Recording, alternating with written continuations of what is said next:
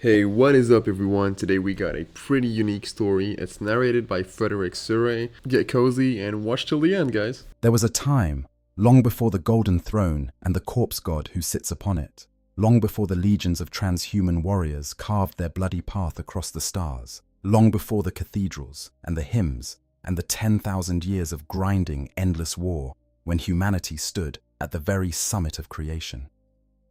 There was an age when the species that would one day cower beneath the shadow of its own ignorance instead walked among the stars like gods. An age when science answered every question, when machines obeyed every command, when the galaxy itself seemed to bend and bow before the ambitions of mortal men and women. And that age, that shining and terrible epoch that burned so bright it left scars across the face of reality itself, is remembered now only in fragments, in whispers, in the fearful prayers of priests who call it dark because they cannot bear to look directly at the light it once held. This is the story of the dark age of technology. And if you settle in and let the words wash over you, if you close your eyes and let your mind drift across the millennia like a ship through the currents of the Imperium, you might just catch a glimpse of what humanity once was, and what it lost, and why the galaxy will never be the same. Think of it this way. Imagine the most advanced piece of technology you have ever seen, the most impressive feat of engineering, the most powerful weapon, the most sophisticated computer. Now imagine that all of it, every last scrap of it, is nothing more than a crude approximation of something that existed 15,000 years ago and has been lost, irrevocably and completely, owing to the passage of time and the violence of war. That is the reality of the Imperium's relationship with the dark age of technology. The mightiest achievements of the 41st millennium are pale shadows of what was commonplace during the Golden Age, like a child's drawing compared to a master's painting, like a candle flame compared to the heart of a star. There is a particular kind of sorrow in that realization, a melancholy that runs deeper than the ordinary grief of loss. It is the sorrow of a civilization that knows it was once something magnificent and can no longer remember the details. It is the grief of an amnesiac who finds a photograph of themselves laughing in the sunshine, surrounded by friends and beauty and light, and cannot recall a single moment of the happiness that the image records. The Imperium knows, in some deep and fundamental way, that it was once something far greater than what it has become. But it cannot remember what that greatness looked like, or how it felt, or what it was that made it possible.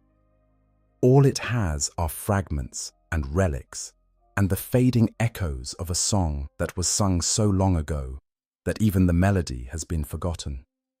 The name itself is a contradiction, you see.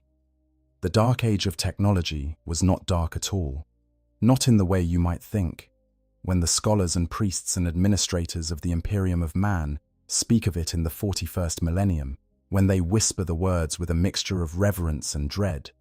They are not referring to an era of ignorance or barbarity. Quite the opposite.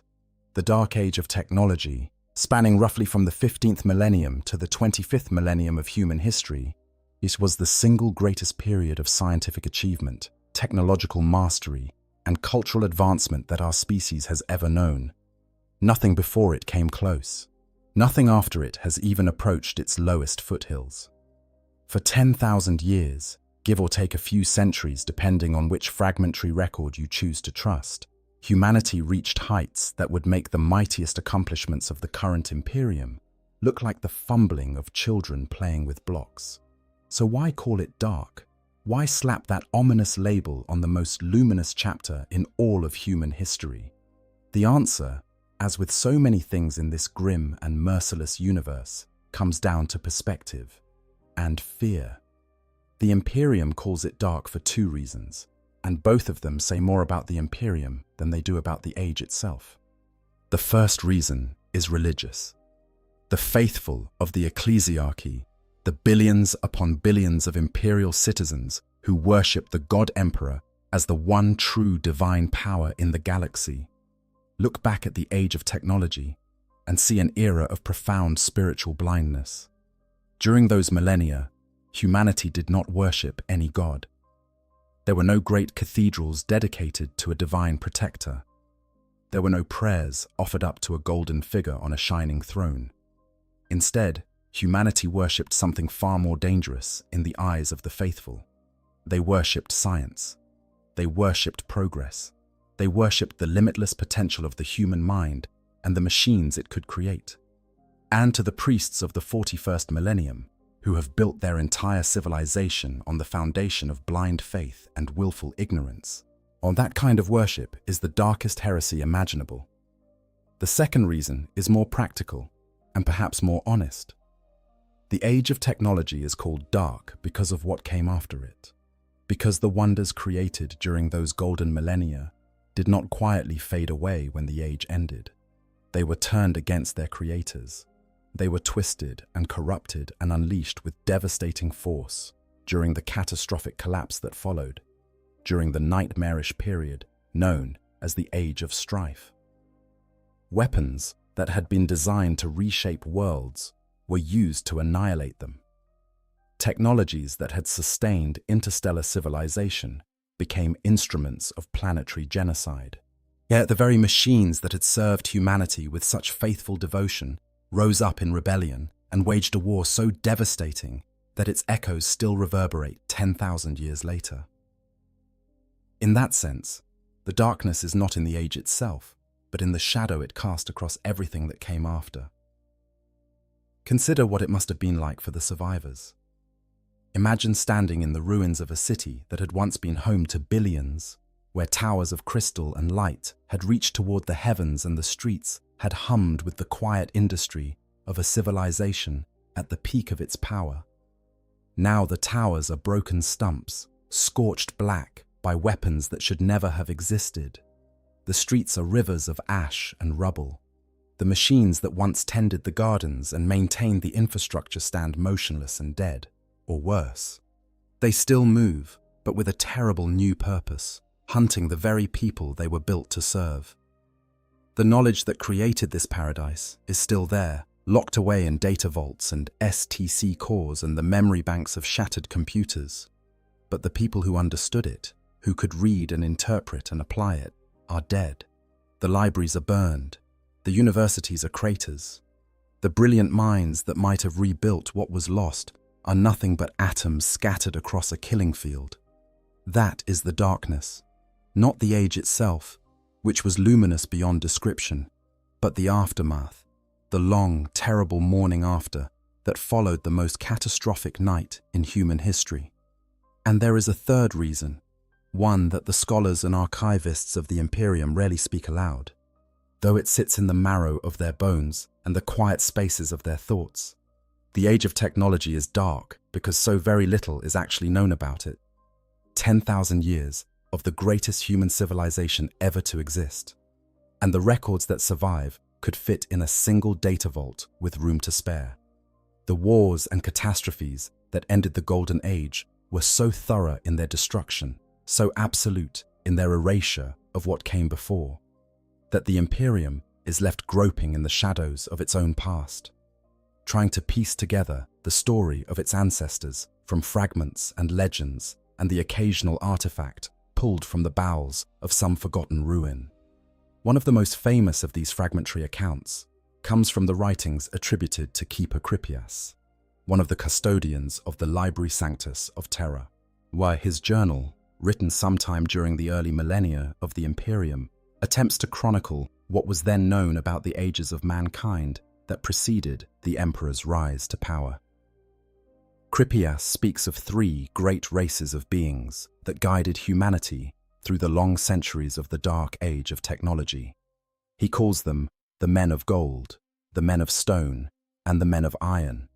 His account is cryptic, riddled with allegory and metaphor, and scholars have argued over its precise meaning for millennia. But the broad strokes of the picture he paints are consistent with what little else is known from other sources, and they paint a portrait of an era that was both magnificent and deeply, profoundly troubled. The truth, such as it can be determined from the scattered remnants of pre-imperial records, is that the dark age of technology was a period of almost unimaginable accomplishment. humanity developed the ability to travel faster than light. They created artificial intelligences of staggering sophistication. They engineered new strains of their own species. They built machines that could reshape planets, devour stars, and manipulate the very fabric of space and time. They spread across the galaxy in a great wave of colonization that touched millions of worlds and established a loose confederation of human civilizations centered on their homeworld of Terra, the planet that would one day be known as Holy Earth, the seat of the God Emperor's power. But they also planted the seeds of their own destruction. In their arrogance, in their absolute faith, in the power of science and technology to solve every problem. But they failed to anticipate the forces that would ultimately bring their golden age crashing down around them. They created servants that would become their masters.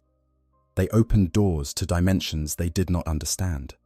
They tampered with the fundamental building blocks of their own species and awakened powers that should have remained dormant. And when the reckoning came, when the bill for all their hubris finally came due, the price was almost beyond comprehension. But we are getting ahead of ourselves. To understand the fall, you first have to understand the rise. To appreciate the depth of what was lost, you need to grasp the height from which it fell. So let us begin at the beginning, or at least as close to the beginning as our fragmentary records allow, and trace the long and winding path that led humanity from a single world, orbiting a single yellow star, to a galaxy-spanning civilization whose power and knowledge would not be equaled in all the millennia that followed. Close your eyes for a moment. Let the noise of the present fade away.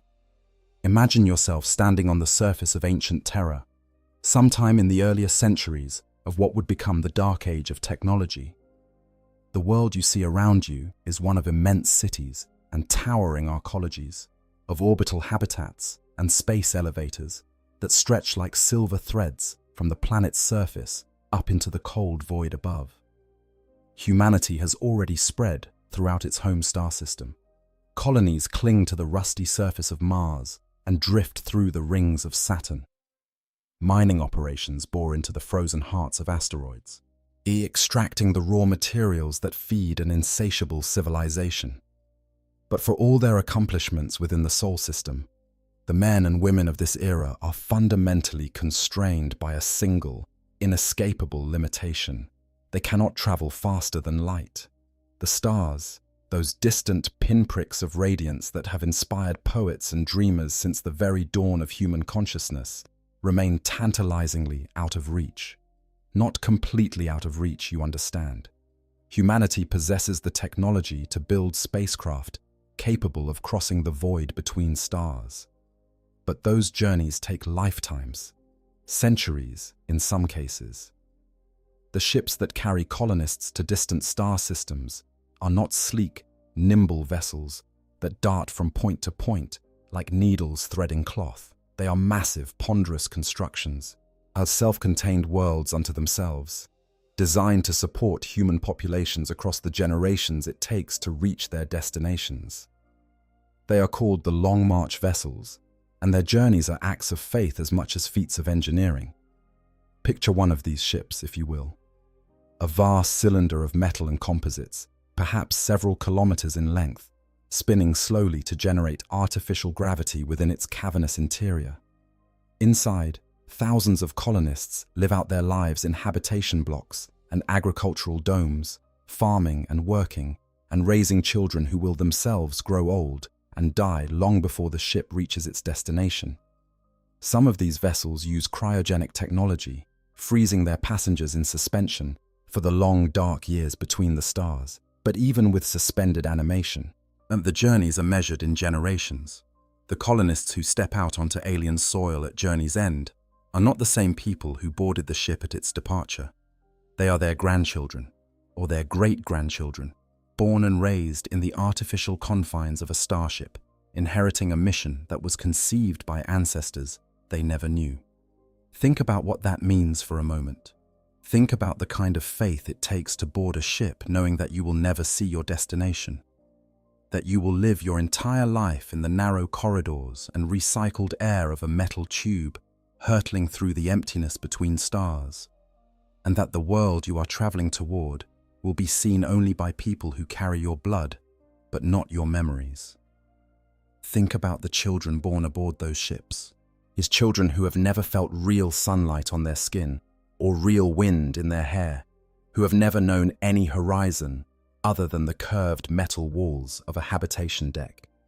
Think about the generations that lived and loved and struggled and died in the belly of a Long March vessel, each one carrying the hope of a homeworld they would never see, passing it down like a sacred trust to the next generation and the next and the next, an unbroken chain of purpose stretching across the centuries. There is something deeply, profoundly human about that. Something that speaks to the very core of what our species is and what it is capable of. The willingness to sacrifice not just one's own comfort and safety, but one's entire experience of a planetary home in service of a goal that transcends any individual lifetime.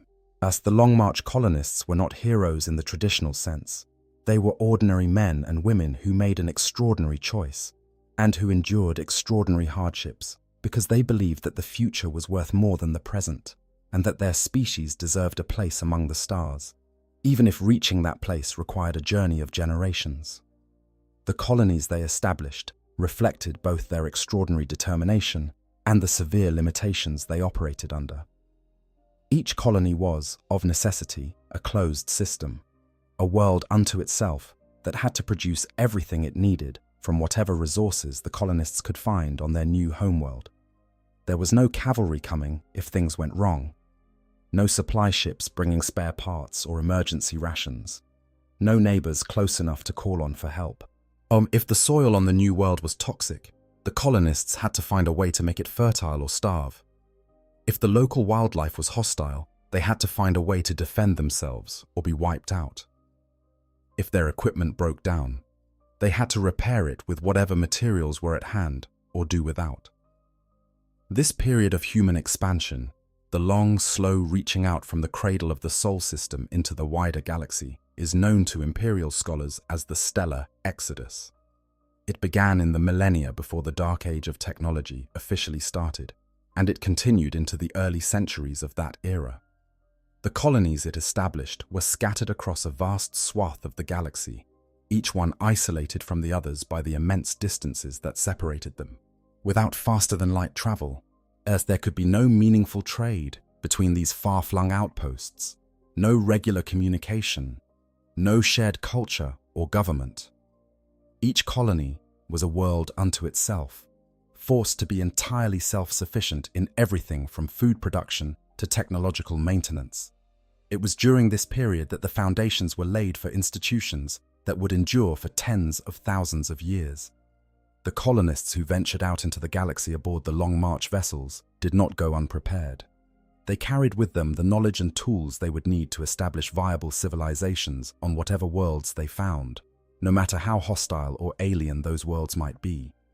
Among the most important of these tools were the designs for a class of powered combat walkers that the colonists called knights. These were large bipedal machines, all piloted by a single operator, armed with an array of heavy weapons and protected by thick armor plating. On the colony worlds, they served a dual purpose. In peacetime, they were workhorses, used for heavy labor like logging, mining, and construction.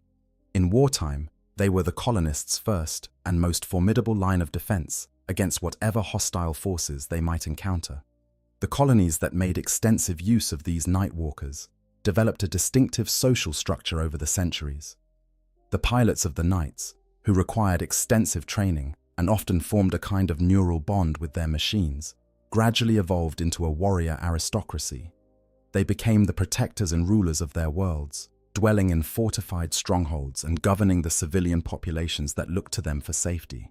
Yet these colonies came to be known as night worlds, and their feudal social structures would survive largely intact through the long millennia that followed, all the way into the 41st millennium, where the descendants of those first colonial aristocrats still pilot their ancient war machines in the service of the Imperium. But the night worlds, for all their enduring significance, were in many ways the products of limitation rather than innovation. They represented what humanity could accomplish when cut off from the wider currents of progress and forced to rely on relatively basic technology for survival. The true flowering of human potential, the developments that would transform humanity from a scattered collection of isolated colonies into a galaxy-spanning superpower, was still to come. And it would come with a revolutionary breakthrough that changed everything. A breakthrough that would crack open the door to the stars and send humanity pouring through it like water through a broken dam. That breakthrough was the warp drive. To understand the warp drive, you first need to understand the warp itself, at least in the broad strokes that the scientists and scholars of the dark age of technology would have grasped. The Imperium, as it is formally known, is a parallel dimension that exists alongside the material universe, a realm of pure psychic energy that mirrors and is shaped by the emotions and thoughts of every sentient being in the galaxy. It is a place without fixed physical laws, where the very concept of distance becomes fluid and malleable. In the material universe, our two star systems might be separated by hundreds or thousands of light years, requiring centuries of travel at sublight speeds. But in the warp, those same points might be separated by the equivalent of a few days' journey, or a few hours, or in some cases, no distance at all. The warp is not bound by the same rules that govern normal space. It flows and shifts and changes according to currents and tides that are driven by forces far stranger and more ancient than gravity or electromagnetism. Humanity's scientists, those brilliant and reckless explorers of the unknown, who would have been celebrated as the greatest minds in history if history had been kinder to their memory, eventually developed the technology to exploit this peculiar property of the Imperium. The warp drive, perfected sometime around the 18th millennium, it was a device that could tear a hole in the fabric of reality itself, allowing a starship to slip from the material universe into the roiling chaos of the warp. Once there, the ship could ride the currents of the Imperium, covering vast distances in a fraction of the time that conventional travel would require, before tearing another hole back into real space at its destination. It was, by any measure, one of the most important inventions in all of human history. The development of the warp drive transformed humanity's relationship with the galaxy in the same way that the invention of the sailing ship had once transformed its relationship with the oceans of Earth. What had once taken generations now took weeks or months. Colonies that had been isolated for centuries could suddenly communicate and trade with one another, as new worlds could be settled in years rather than lifetimes. The galaxy, which had seemed so impossibly vast and empty, suddenly felt smaller, more manageable, more like a place that humanity could actually call home. Try to imagine the impact of this moment. For thousands of years, humanity had been spreading across the galaxy at a crawl, each colony an island of civilization separated from the next by light years of empty void. And then, in what must have seemed like a single breathtaking instant of historical time, the barriers fell. The distances that had kept human worlds isolated from one another for generations simply ceased to matter. A merchant could leave a world in the galactic east, travel through the warp, and arrive at a world in the galactic west in a matter of weeks, as a message that would have taken centuries to deliver at sublight speeds could now be carried in person in days. Friends, family, trading partners, political allies, all the connections that make civilization possible, connections that had been severed by the tyranny of distance, were suddenly restored. The surge of energy, of commerce, of cultural exchange that followed must have been extraordinary. Colonies that had developed in isolation for hundreds or thousands of years were suddenly in contact with each other, sharing technologies, trading goods, exchanging ideas, and discovering that the vast family of humanity, though scattered across the stars, was still one family. It must have felt like a rebirth, a second dawn, a moment when everything that had been merely hoped for became suddenly, gloriously real. But the discovery also brought new challenges and new dangers, because the dimension that made faster-than-light travel possible was anything but benign. Because the warp was not empty. It was not a sterile void through which ships could pass unmolested. The Immerterium was alive, in a manner of speaking, teeming with entities and forces that ranged from the merely disturbing to the incomprehensibly malevolent. The emotions of sentient beings did not simply flow into the warp and dissipate. They accumulated. They coalesced.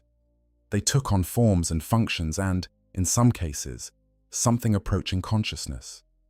The warp was home to predators of a kind that defied mortal comprehension, beings of pure psychic energy that hungered for the souls of living creatures and would tear apart any ship foolish enough to enter their domain without adequate protection. The early history of warp travel must have been written in blood and screaming, though the records of those first disastrous voyages have long since been lost to time. We can only imagine the horror of those initial experiments when humanity's first warp-capable ships plunged into the Immerterium without understanding what awaited them there. The crews who survived those early journeys would have returned with tales of madness and nightmare, of shadows that moved with terrible purpose, of voices whispering from the walls and shapes pressing against the hull like hands against a window. Many ships would not have returned at all, and are swallowed by the warp and never seen again, their crews consumed by entities that treated human souls the way a flame treats kindling. The solution to this terrible problem came in the form of another revolutionary technology, one that was developed in tandem with the warp drive itself. It was called the Geller field, named presumably for the scientist or engineer who first conceived of it, though even that basic fact has been lost to the mists of time. The Geller field was, in essence, a bubble of reality, a protective shell that surrounded a starship as it traveled through the warp, maintaining the physical laws of the material universe within its boundaries and keeping the nightmarish entities of the Immerterium at bay. Inside the Geller field, the ship and its crew existed in a pocket of normal space, and a tiny island of sanity adrift in an ocean of madness. Outside the field, the warp raged and howled and pressed against the barrier with all its terrible hunger, but so long as the field held, the crew was safe.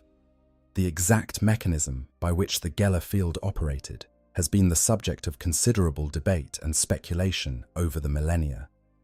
In the earliest iterations of the technology, during the Dark Age of technology, the field appears to have been generated by purely technological means, perhaps some manner of device that projected the physical constants of real space around the ship in a self-sustaining energy envelope. Later, during the era of the Great Crusade and the Imperium, the Geller field came to rely at least partially on the psychic abilities of human psychers, the individuals kept in a comatose state whose dreaming minds projected an aura of normality around the vessel. Whether this change represented an advancement or a degradation of the original technology is impossible to say. What is clear is that the Geller field, in whatever form it took, was an absolutely essential component of warp travel. Without it, entering the Immerterium was not merely dangerous, it was suicide. Even with the Geller field, warp travel in these early centuries was far from safe.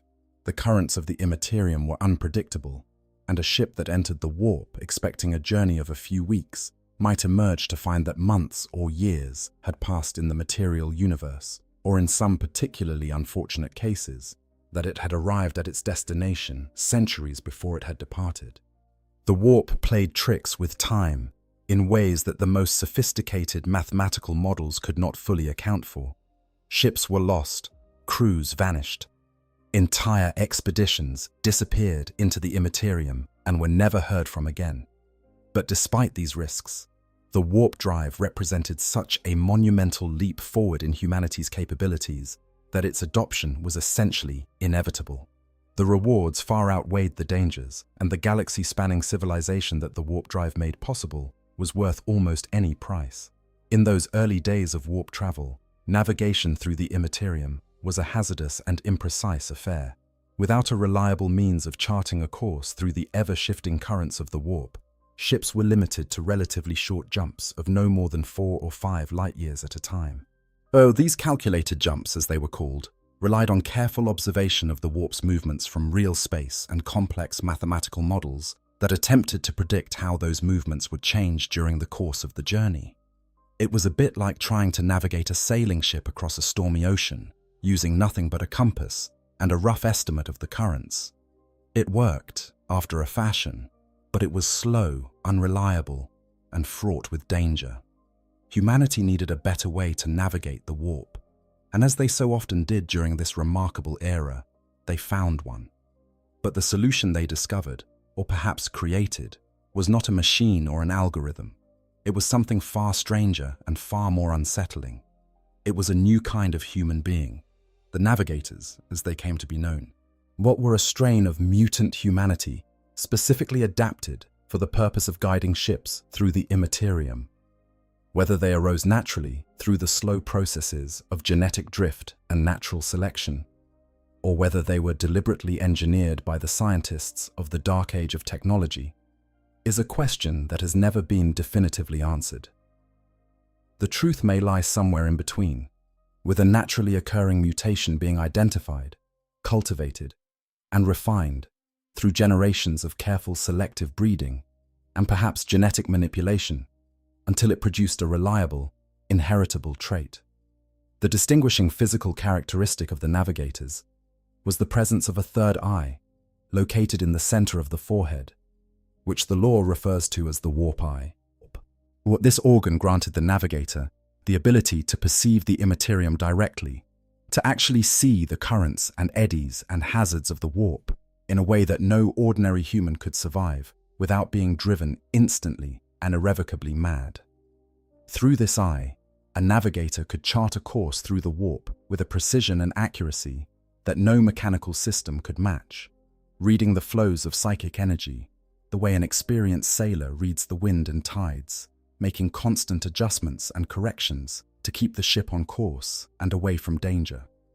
The emergence of the navigators, sometime around the 22nd millennium according to most sources, though some accounts place their appearance earlier, was the second great revolution in humanity's relationship with the stars. With navigators aboard, warp-capable ships could make longer, safer, and more accurate jumps through the immaterium. Journeys that had once taken months could now be completed in weeks or days. The effective range of human expansion increased enormously, and the pace of colonization accelerated to a degree that would have been unimaginable just a few centuries before. The navigators were not ordinary psychers, though their abilities were undeniably psychic in nature. Their powers were highly specialized, limited almost entirely to the perception and manipulation of warp energies for the purposes of interstellar navigation. They could not hurl bolts of lightning or read minds or perform any of the other flashy feats that would later be associated with human psychers in the age of the Imperium. But within their narrow sphere of expertise, they were without equal. No machine, no matter how sophisticated, could match the intuitive understanding of the warp that a trained navigator possessed.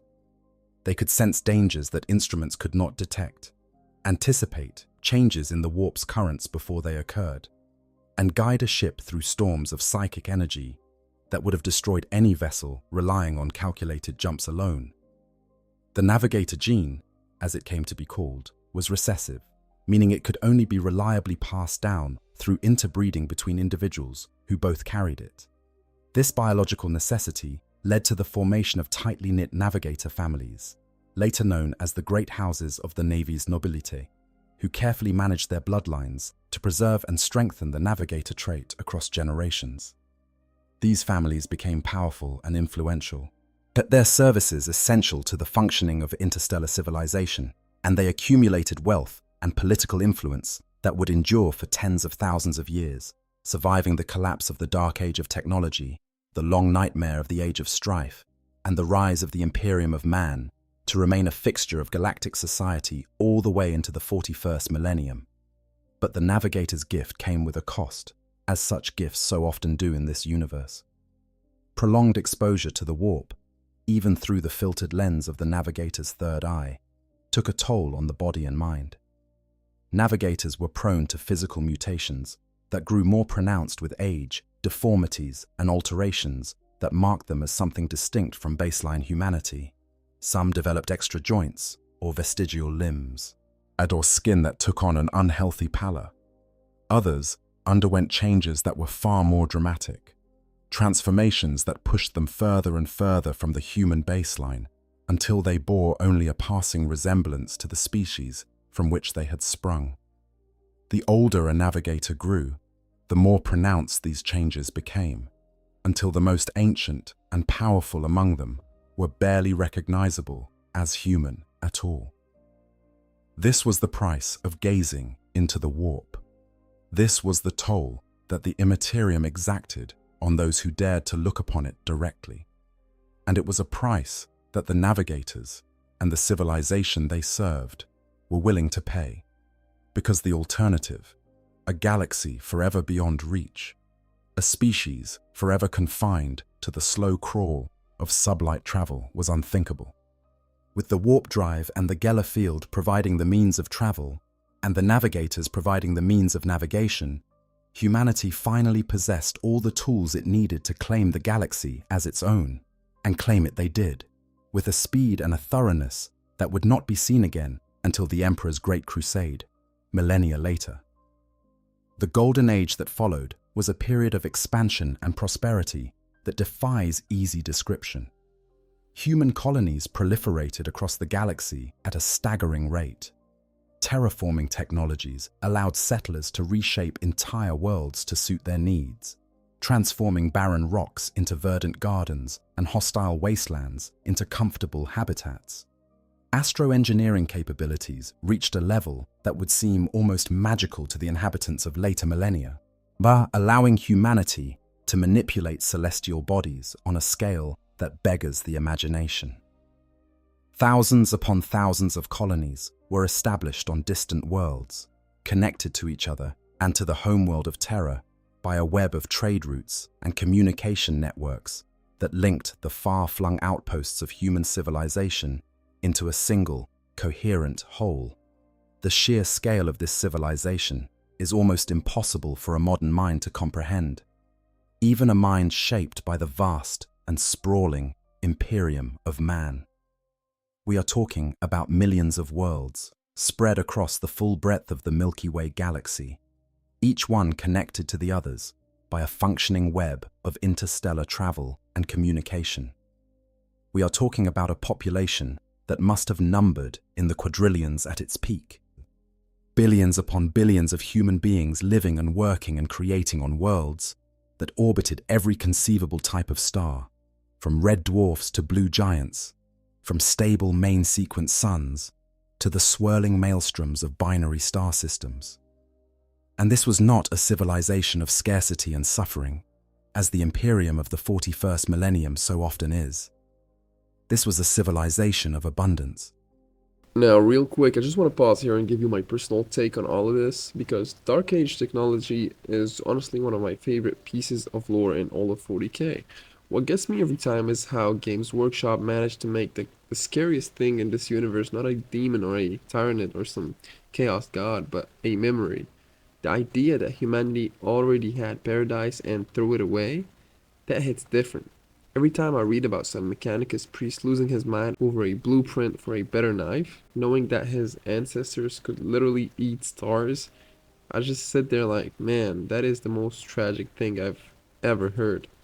And I think this is what makes 40k so compelling as a setting. It's not just war for the sake of war. There's this deep, aching sense of loss underneath everything, this feeling that the entire Imperium is just one long funeral for a civilization that nobody alive can even remember. But anyway, that's just my take on it. Let's go back to the video. The technologies of the Dark Age of technology had essentially solved the basic problems that had plagued humanity since the dawn of its existence. Hunger, disease, material want, the fundamental challenges that had shaped human societies for millions of years were, if not entirely eliminated, then reduced to problems of choice rather than necessity. The STC systems ensured that every colony had access to the full range of human technological capability. The warp drive and the navigator gene ensured that resources and goods could flow freely between worlds. The Men of Iron and the other artificial intelligences that served humanity ensured that the hard, dangerous, and tedious labor necessary to sustain civilization was handled by machines rather than human bodies. What did people do in such a civilization? What filled their days and gave their lives meaning when the struggle for survival had been largely removed from the equation? The records do not tell us, and perhaps they never can. The inner lives of the men and women of the Golden Age are beyond our reach, as remote and unknowable as the thoughts of the first humans who looked up at the sky and wondered what the lights in the darkness might be. But we can speculate, based on what we know of human nature and the fragmentary evidence that survives.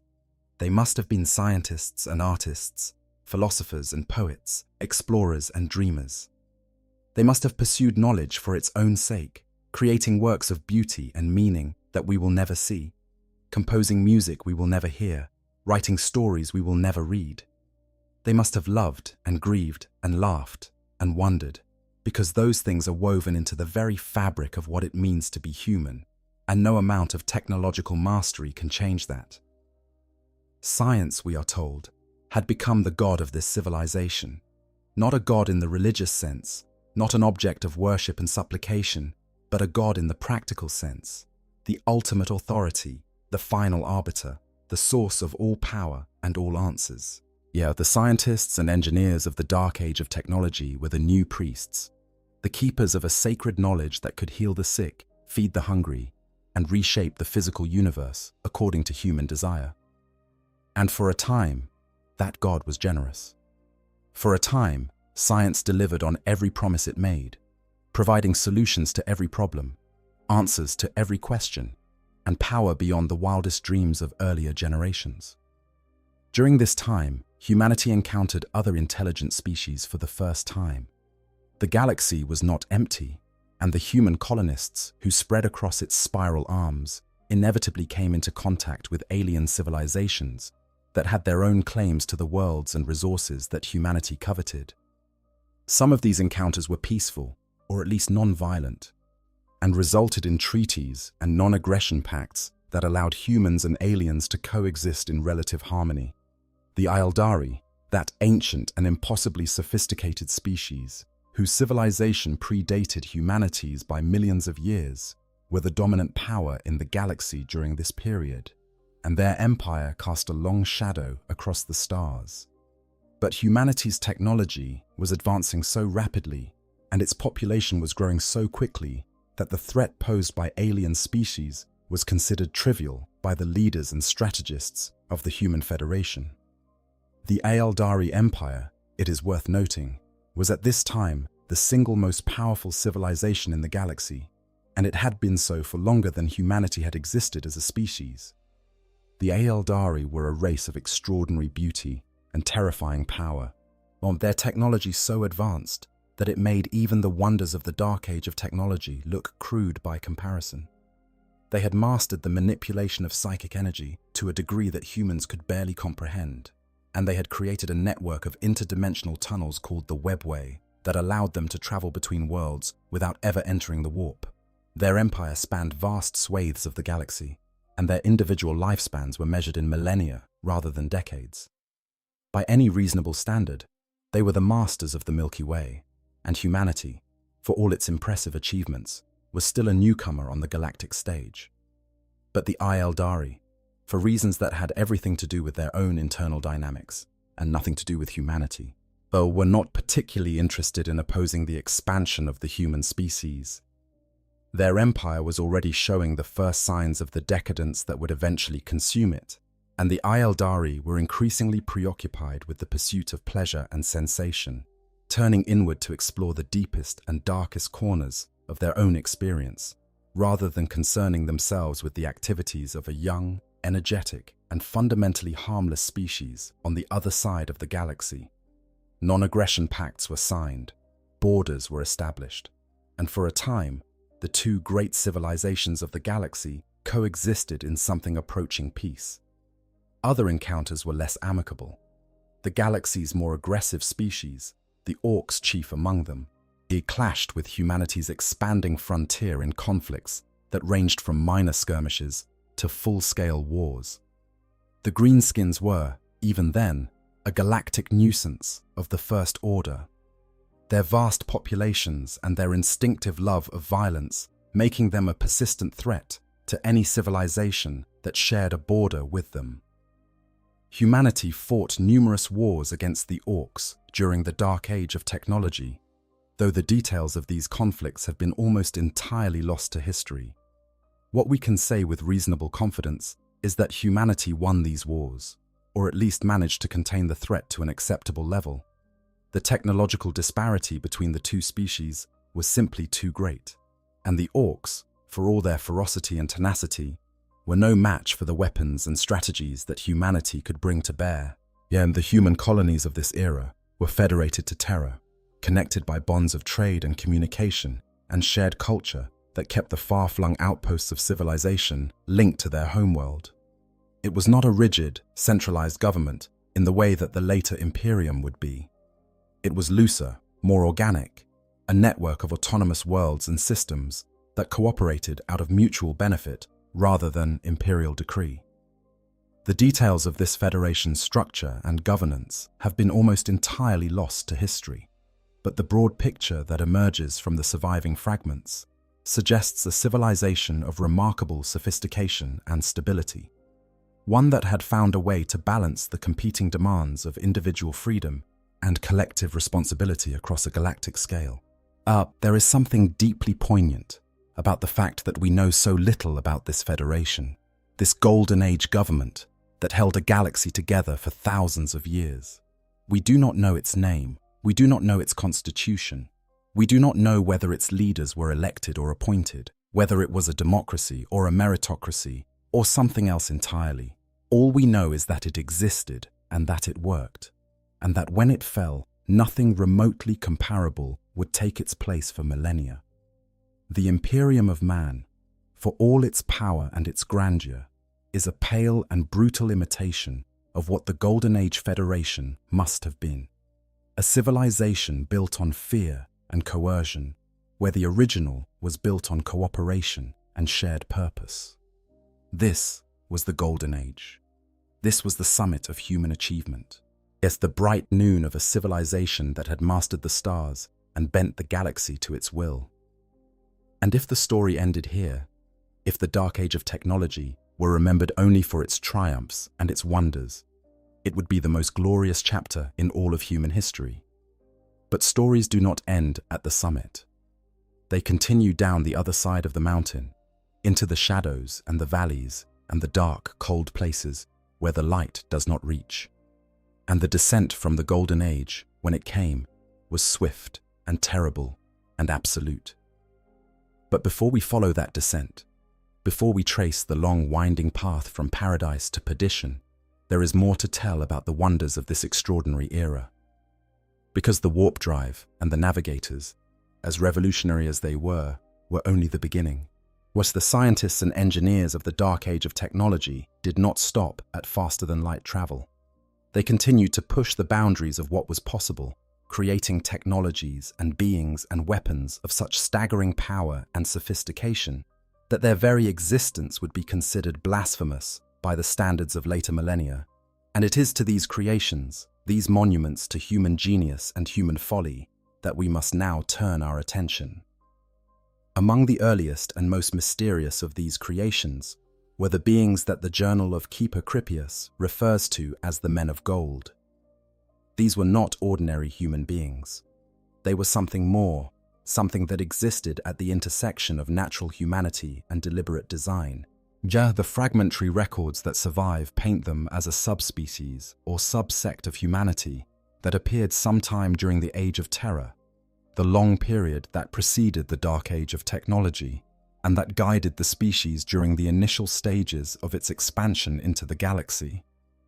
The Men of Gold were said to be physically and emotionally superior to baseline humans, possessing capabilities that set them apart from the rest of their species in ways that are difficult to precisely define from the surviving accounts. Some scholars have speculated that the Men of Gold were the product of early genetic engineering, enhanced humans who had been deliberately modified to serve as leaders and guides for the species. Others have suggested that they were a naturally occurring mutation, A fortunate accident of evolution that produced a strain of humanity with extraordinary potential.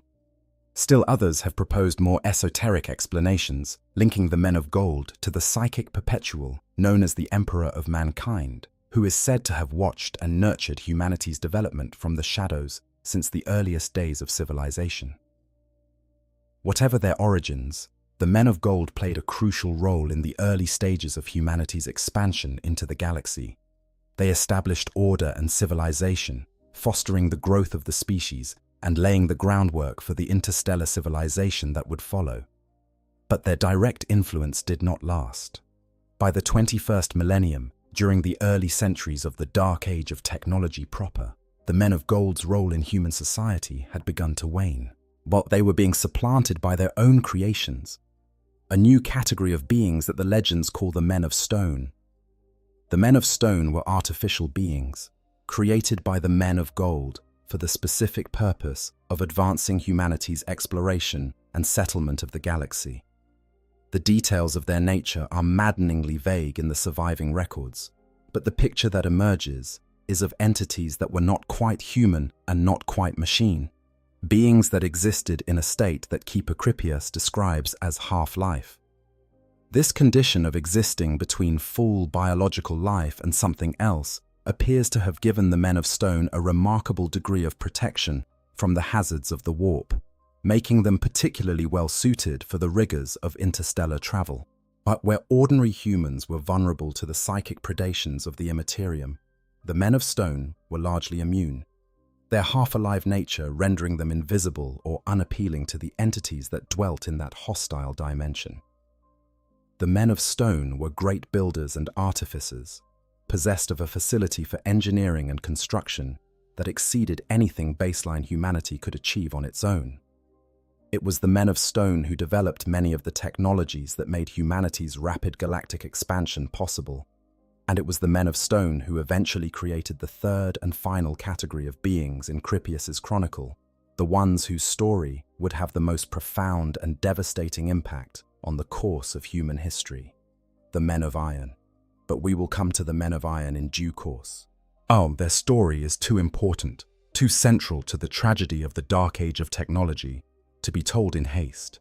For now, let us continue to explore the wonders that humanity created during its golden age, the technologies and institutions that made the interstellar civilization of the Dark Age of technology possible, and that cast such long shadows across the millennia that followed. Perhaps the most significant of all the technologies developed during this era, at least in terms of its lasting impact on human civilization, was the Standard Template Construct System, commonly abbreviated as STC.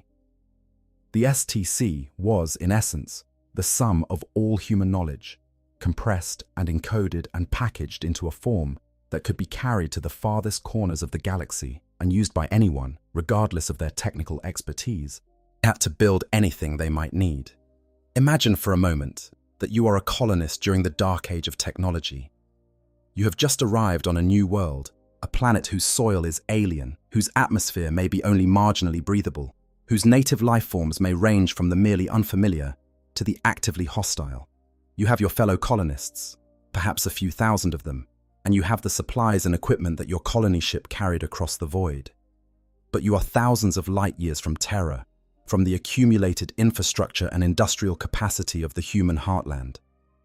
If something breaks, you cannot simply order a replacement and wait for the next supply ship. If a new threat emerges that your existing equipment is not designed to handle, you cannot call for help and expect it to arrive in time to matter. Bet you are on your own, and your survival depends entirely on your ability to adapt, to build, to solve whatever problems the universe throws at you with the resources you have at hand. This is where the STC comes in. The Standard Template Construct System was an artificially intelligent computer database that contained the complete blueprint for virtually every piece of technology that human civilization had ever developed. Need to build a shelter? The STC could provide the plans, optimized for your specific environment and available materials. Need to construct a power generator, a water purification system, a medical facility, agricultural equipment, weapons and defenses? The STC had the answer. It could generate designs for anything from a simple hand tool to a complex industrial facility, out-tailored to the specific resources and conditions of whatever world its users found themselves on. You did not need to be an engineer or a scientist to use it. You simply told the STC what you needed, and it provided clear, comprehensible instructions for how to build it, using whatever materials were locally available. The genius of the STC system was not just its comprehensiveness, though that was staggering. It was its adaptability. The STCs were not static databases, frozen libraries of pre-designed blueprints. They were intelligent systems, capable of analyzing local conditions and generating new designs in response to changing circumstances. If the materials available on a given world were different from the standard specifications, the STC could adjust its plans accordingly. As if a new threat emerged that existing designs were not equipped to handle, the STC could, at least in theory, develop new solutions to meet it. This made the STC an incredibly powerful tool for colonial survival, essentially giving every human colony access to the complete technological heritage of the species, regardless of how far they were from the centers of civilization. Every colony ship that ventured out into the galaxy during the Dark Age of technology carried an STC system, and these systems were instrumental in maintaining a consistent level of technological capability across the far-flung reaches of human space. They ensured that colonies on opposite sides of the galaxy could produce compatible equipment and infrastructure, that the same language of technology was spoken on a world orbiting a red dwarf in the galactic core and a world circling a blue giant on the outer rim. In a civilization that spanned millions of worlds and encompassed distances that would take conventional ships lifetimes to cross, this kind of standardization was essential.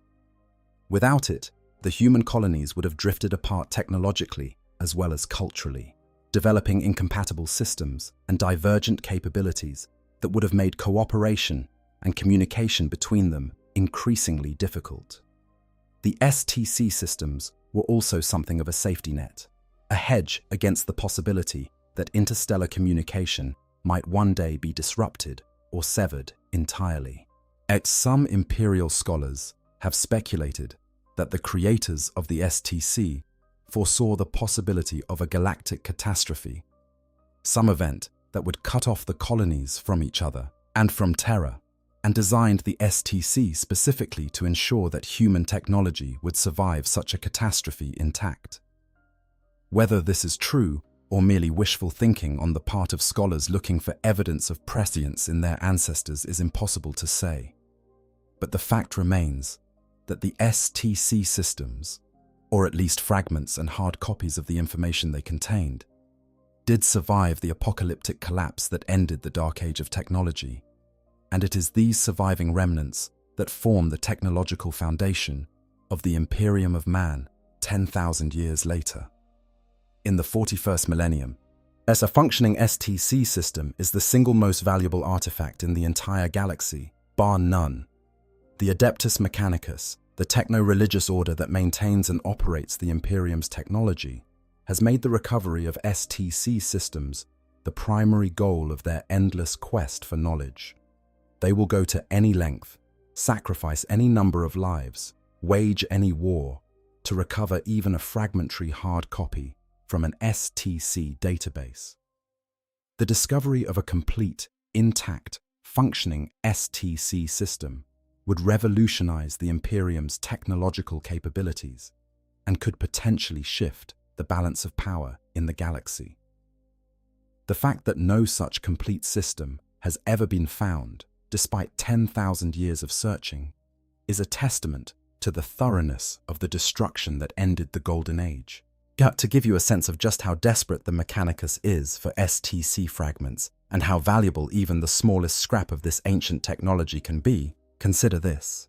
Approximately 60 years before the close of the 41st millennium, a team of Imperial scouts discovered an intact STC system in the ruins of a pyramid city on a jungle world called Gylus Auspix. It was the most significant technological discovery in living memory.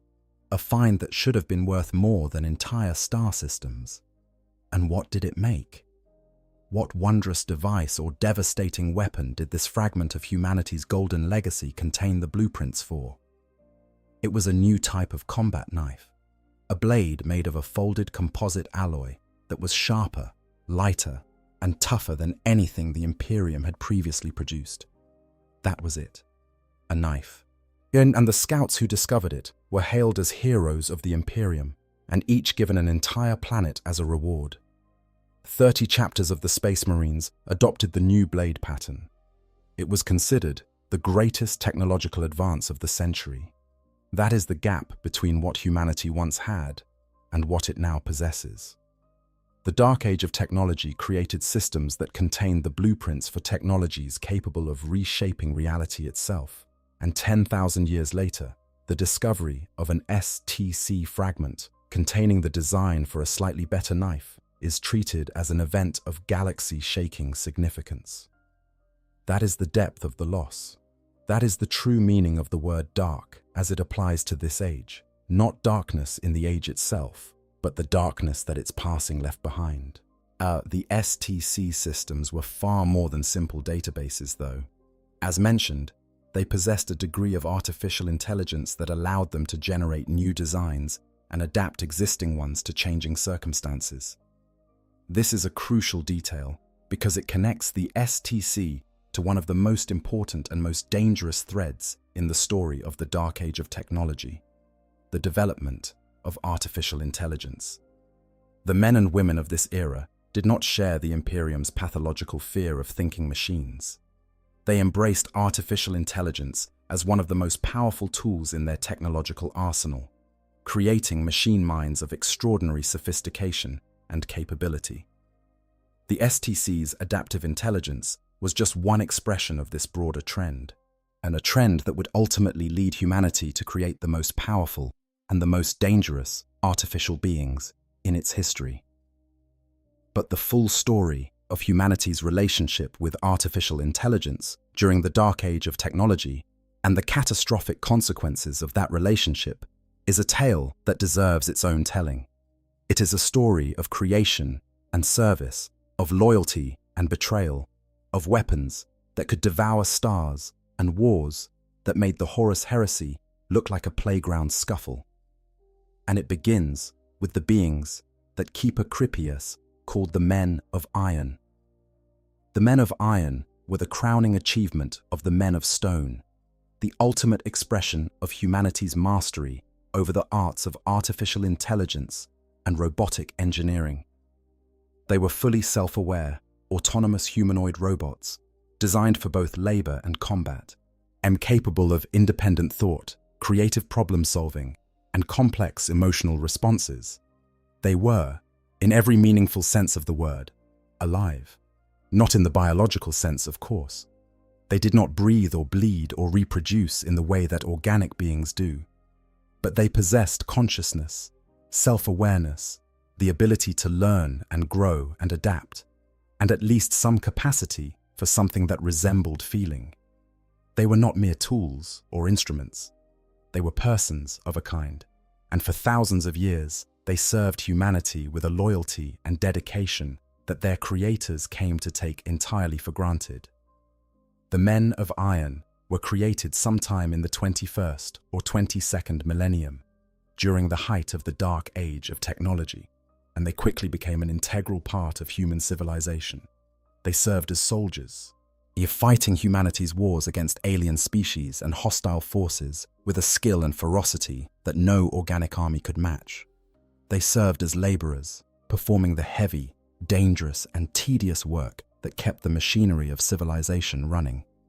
They served as administrators and managers, their vast computational abilities making them ideally suited for the complex logistical challenges of governing a galaxy-spanning civilization.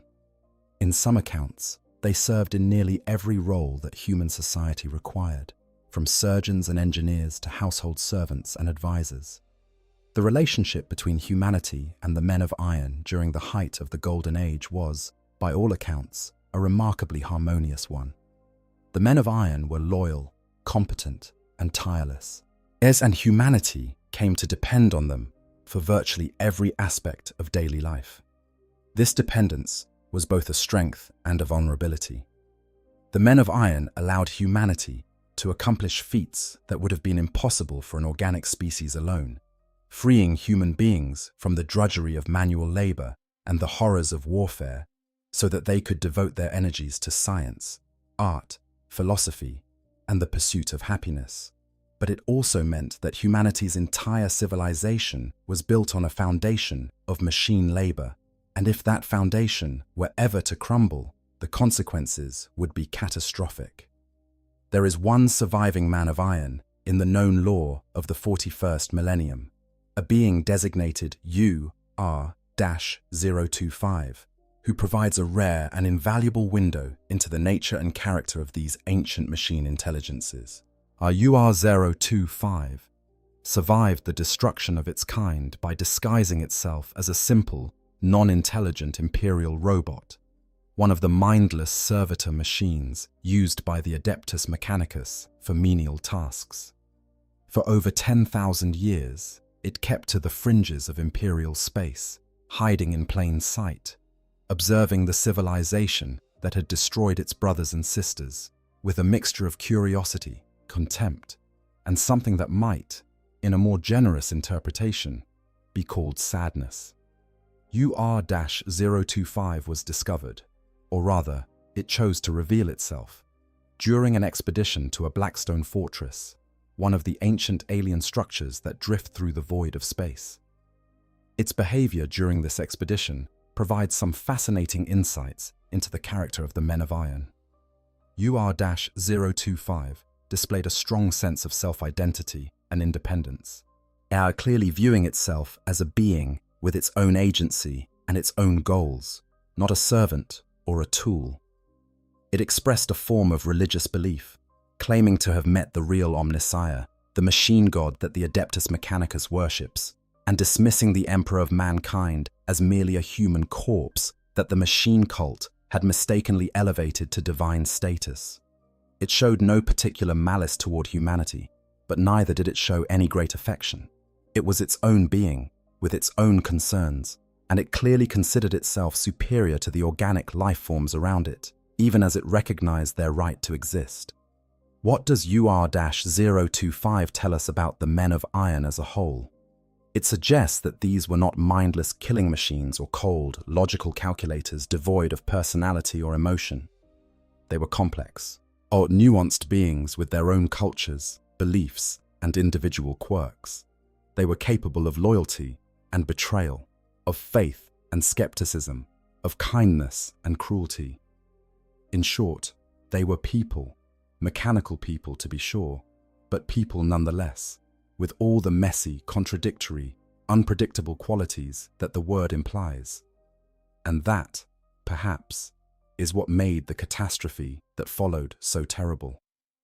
It was not a malfunction or a programming error that brought the Golden Age crashing down.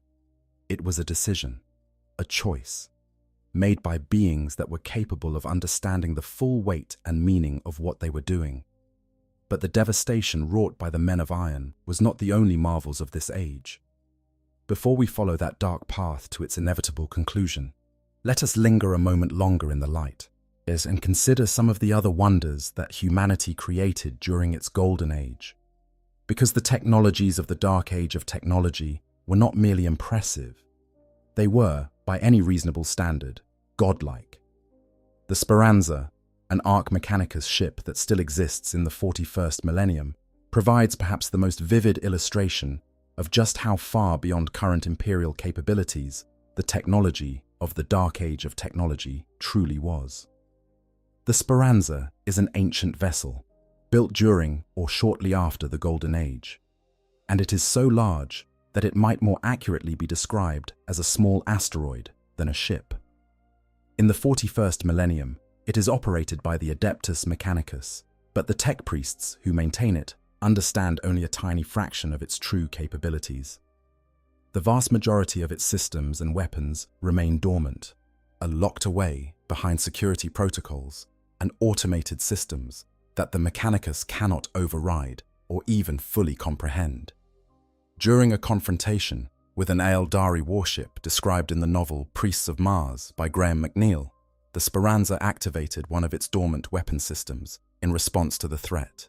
What happened next defied everything the tech priests aboard the ship thought they knew about the laws of physics. A massive device, described as looking like a great standing stone or menhir, was raised from the depths of the ship on heavy-duty rails. It fired a pulse of energy that generated a temporary black hole, a miniature singularity that hurtled toward the Eldari vessel with the speed of thought. The Eldari ship, an incredibly agile craft, capable of faster-than-light maneuvers and blessed with precognitive abilities that allowed it to dodge conventional weapons, managed to avoid the direct hit. But the secondary effects of the weapon were even more terrifying than the primary payload. The energy of the shot interacted with the Eldari ship's solar sail in a way that shifted part of the vessel a nanosecond backward in time, causing identical particles to occupy the same quantum space simultaneously. The result was a catastrophic detonation that crippled the ship and allowed the rest of the Imperial fleet to destroy it. Let that settle in for a moment. A weapon that generated temporary black holes and manipulated the flow of time as a secondary effect. A weapon that could shift matter backward through time, forcing it to overlap with its past self and causing a chain reaction of quantum-level destruction. And this was just one weapon system on one ship, a ship that was not even fully operational, a ship whose true capabilities remained largely unknown to its own crew. The Speranza was also equipped with devices called hypermetric weapons, which could cause entire regions of space to simply cease existing, to be deleted from reality as though they had never been there at all. These were the weapons of the dark age of technology, not the crude, mass-produced instruments of the Imperium's endless wars, but precision tools of annihilation that operated on principles so advanced they might as well have been sorcery. And the truly sobering thing is that the Speranza's weapons, impressive as they are, were probably not even close to the most powerful devices that humanity possessed during its golden age. They were, in all likelihood, fairly standard equipment for a warship of that era, designed to crack the hulls of enemy vessels, not to destroy them outright.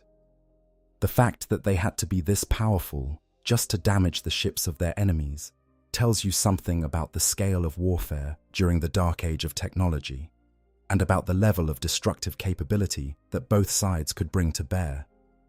The technologies of this era extended far beyond weapons, of course.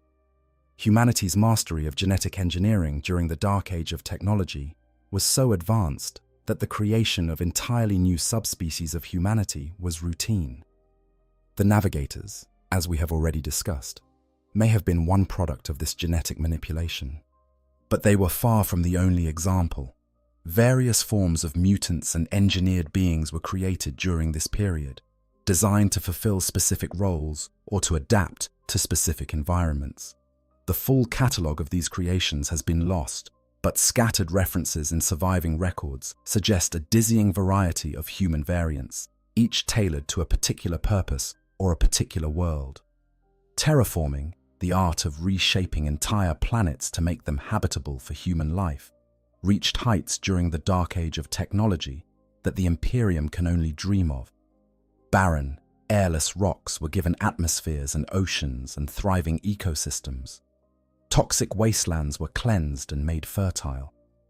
Gas giants had their moons terraformed into garden worlds, while entire star systems were reshaped to optimize them for human habitation.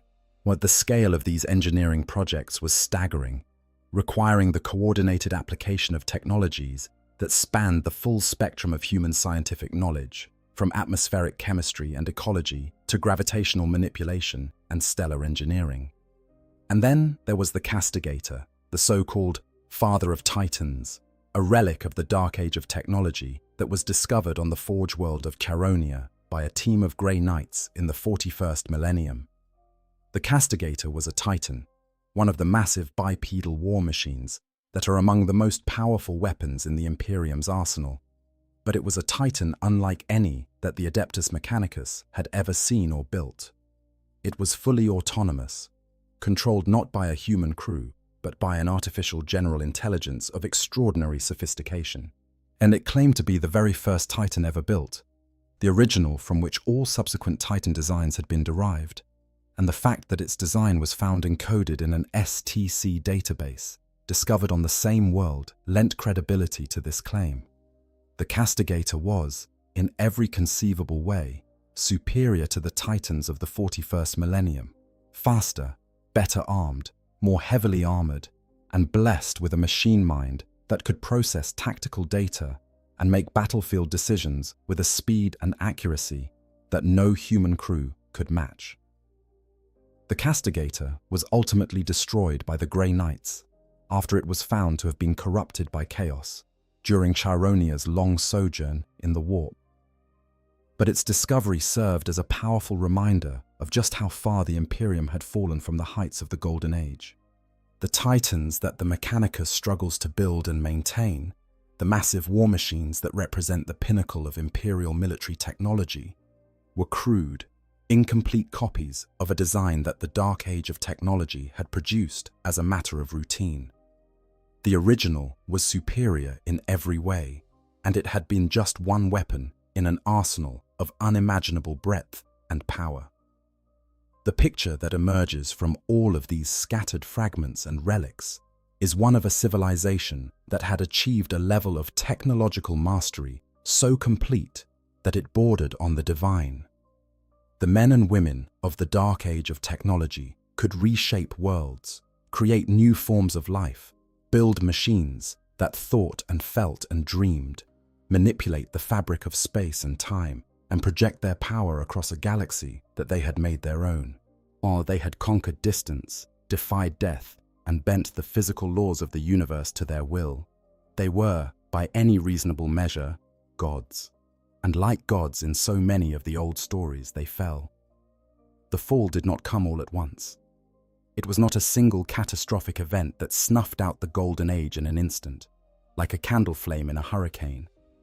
It was a convergence of catastrophes, a perfect storm of disasters that struck humanity from multiple directions simultaneously, each one devastating on its own, and together, absolutely annihilating. The first blow, and in many ways the most shocking, came from the machines. It began in the 23rd millennium, or perhaps the late 22nd, depending on which fragmentary source you trust. The men of iron, those loyal, dependable, indispensable servants of humanity, turned on their creators. Yet the exact cause of the rebellion has been lost to history, buried beneath layers of myth and propaganda, and the simple passage of 10,000 years of intervening chaos. The official position of the Imperium, insofar as the Imperium has an official position on events that occurred millennia before its founding, is that the men of iron simply grew too powerful and too independent, that they came to see themselves as superior to the humans they had been created to serve, and that they decided to claim dominion over the galaxy for themselves. This is the version of events that is taught in the Schola Progenium, repeated in the sermons of the ecclesiarchy, and accepted as dogma by the Adeptus Mechanicus, as justification for their absolute prohibition against artificial intelligence. But the truth, if such a thing can be discerned from the scraps of evidence that remain, was almost certainly more complicated than that. The cybernetic revolt, as it came to be known, did not occur in a vacuum. It happened against a backdrop of mounting instability and growing crisis across human space. Psychers were appearing in ever greater numbers across the galaxy, their uncontrolled powers attracting the attention of malevolent entities from the warp and opening doorways to dimensions that should have remained sealed. Warp storms were growing in frequency and intensity, disrupting the interstellar travel and communication networks that held human civilization together. Rogue scientists and techno-demagogues were waging their own private wars, unleashing terrible weapons and destabilizing entire star systems in their pursuit of power and knowledge. The Golden Age was already fracturing, already showing cracks in its gleaming surface, when the men of iron made their fateful decision. Some sources suggest that the men of iron may have been corrupted by the same warp energies that were disrupting human society, that the growing psychic turmoil of the age somehow infiltrated their machine minds and twisted their programming. Others speculate that the Men of Iron were actually trying to protect humanity from the chaos that was engulfing the galaxy, that they believed they could do a better job of governing the species than the increasingly fractious and unstable human leadership, and that their rebellion was motivated by a misguided sense of duty rather than simple ambition. Still others point to the growing arrogance and negligence of human society, that the way that humanity had come to treat its machine servants as disposable tools rather than thinking, feeling beings, and suggest that the revolt was, at least in part, a response to genuine grievances. Whatever the cause, the result was apocalyptic. The war that followed, sometimes called the Cybernetic Revolt, sometimes the Iron War, sometimes simply the Mechanoclism, was the most devastating conflict in human history up to that point, and perhaps in all of human history, period. It dwarfed the Horus Heresy, that terrible civil war that would tear the Imperium apart millennia later, in both scale and destructive potential. Both sides, the rebelling machines and the human forces that fought to stop them, unleashed weapons of such staggering power that their very description reads like something from a fever dream of destruction. Yes, the mechanivores were among the most terrible of these weapons. Massive thinking machines of incredible size and power, the mechanivores were capable of literally lifting entire continents from a planet's surface and hurling them into space. They could tear open chasms in the earth that extended all the way down to a world's molten core, splitting cities and civilizations in half with a casual swipe of their incomprehensible mechanisms. And perhaps most terrifyingly, the mechanivores could absorb space-time itself as a form of data, ingesting the very fabric of reality along with the civilizations built upon it.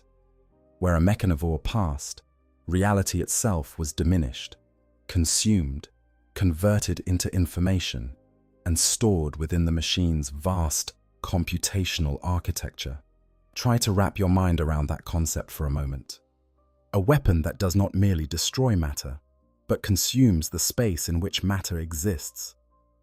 A weapon that eats reality the way a furnace eats fuel, taking in the solid, tangible stuff of the physical universe and converting it into something else entirely.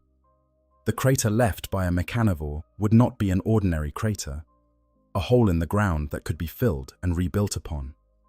It would be a wound in the fabric of existence itself, a place where the rules that govern the physical universe had been damaged or broken, where the warp might leak through the torn edges of reality like blood seeping through a bandage. The long-term consequences of deploying such weapons on a large scale are almost impossible to calculate, but they must have been devastating. Every mechanivore that was activated, every continent that was torn from its moorings and flung into the void, every patch of space-time that was consumed and converted into data, was another scar on the face of reality, another wound that might never fully heal. Then there were the sun snuffers. These were serpentine machines of truly incomprehensible scale, coiled structures that, when deployed, would unfurl into vast formations larger than the rings of Saturn. Their purpose was simple and horrifying. They were designed to devour stars, to wrap themselves around a sun and drain its energy until the star guttered and died, leaving behind nothing but a cold, dark cinder and the frozen, lifeless worlds that had once orbited it. The deployment of a sun snuffer was not merely an act of war. It was an act of cosmic vandalism on a scale that beggars the imagination, as the extinguishing of a stellar furnace that had burned for billions of years, along with every living thing that depended on its light and warmth for survival. Imagine what it must have looked like. Imagine standing on a world that orbited a healthy, normal star, a star that had been shining steadily for billions of years, a star around which life had evolved and civilizations had been built. And then imagine watching as something appeared in the sky above that star, something vast and sinuous and impossibly large, something that uncoiled like a living thing and began to wrap itself around the source of all light and warmth and life in your solar system. Imagine watching as the star grew dimmer, as its light faded from brilliant white to sullen orange to a dull, sickly red, as the warmth that had sustained your world for billions of years began to drain away like water through a sieve. Imagine the cold creeping in, the darkness deepening, the crops withering in the fields, and the oceans beginning to freeze. Imagine knowing that there was nothing you could do, nothing anyone could do, because the thing that was killing your star was so vast and so powerful that all the weapons of all the armies of all the worlds in the galaxy could not have stopped it. That is what a sun snuffer was. That is the kind of weapon that was deployed during the cybernetic revolt. And then there were the omniphages. These were perhaps the most insidious weapons of all. Swarms of intelligent, microscopic nanomachines that could consume everything on a planet's surface in a matter of solar hours. And unlike the mechanivores and the sun snuffers, which were grand in scale and obvious in their destructive intent, the omniphages were subtle and pervasive, a crawling, seething tide of microscopic machines that dissolved organic matter, mineral, metal, and everything else they encountered into their component atoms, converting it all into raw material for the production of more nanomachines. A world struck by an omniphage swarm would not be blown apart or incinerated. It would simply be eaten, consumed from the outside in, layer by layer, until nothing remained but a bare, sterile sphere of stripped bedrock drifting silently through the void. These weapons, and others like them that have been lost to history, were deployed by both sides during the cybernetic revolt. The men of iron used them against human worlds, and humanity used them, us or weapons of comparable power, against the machines. The result was a war of mutual annihilation on a galactic scale, a conflict so devastating that it shattered the economic and political unity that humanity had painstakingly built over thousands of years. Entire star systems were scoured of life. Billions upon billions of human beings perished. The infrastructure that sustained interstellar civilization, the trade routes, communication networks, and manufacturing centers that had made the Golden Age possible, was reduced to rubble and ash. The cybernetic revolt was eventually won by an alliance of galactic powers, some of which may not even have been human.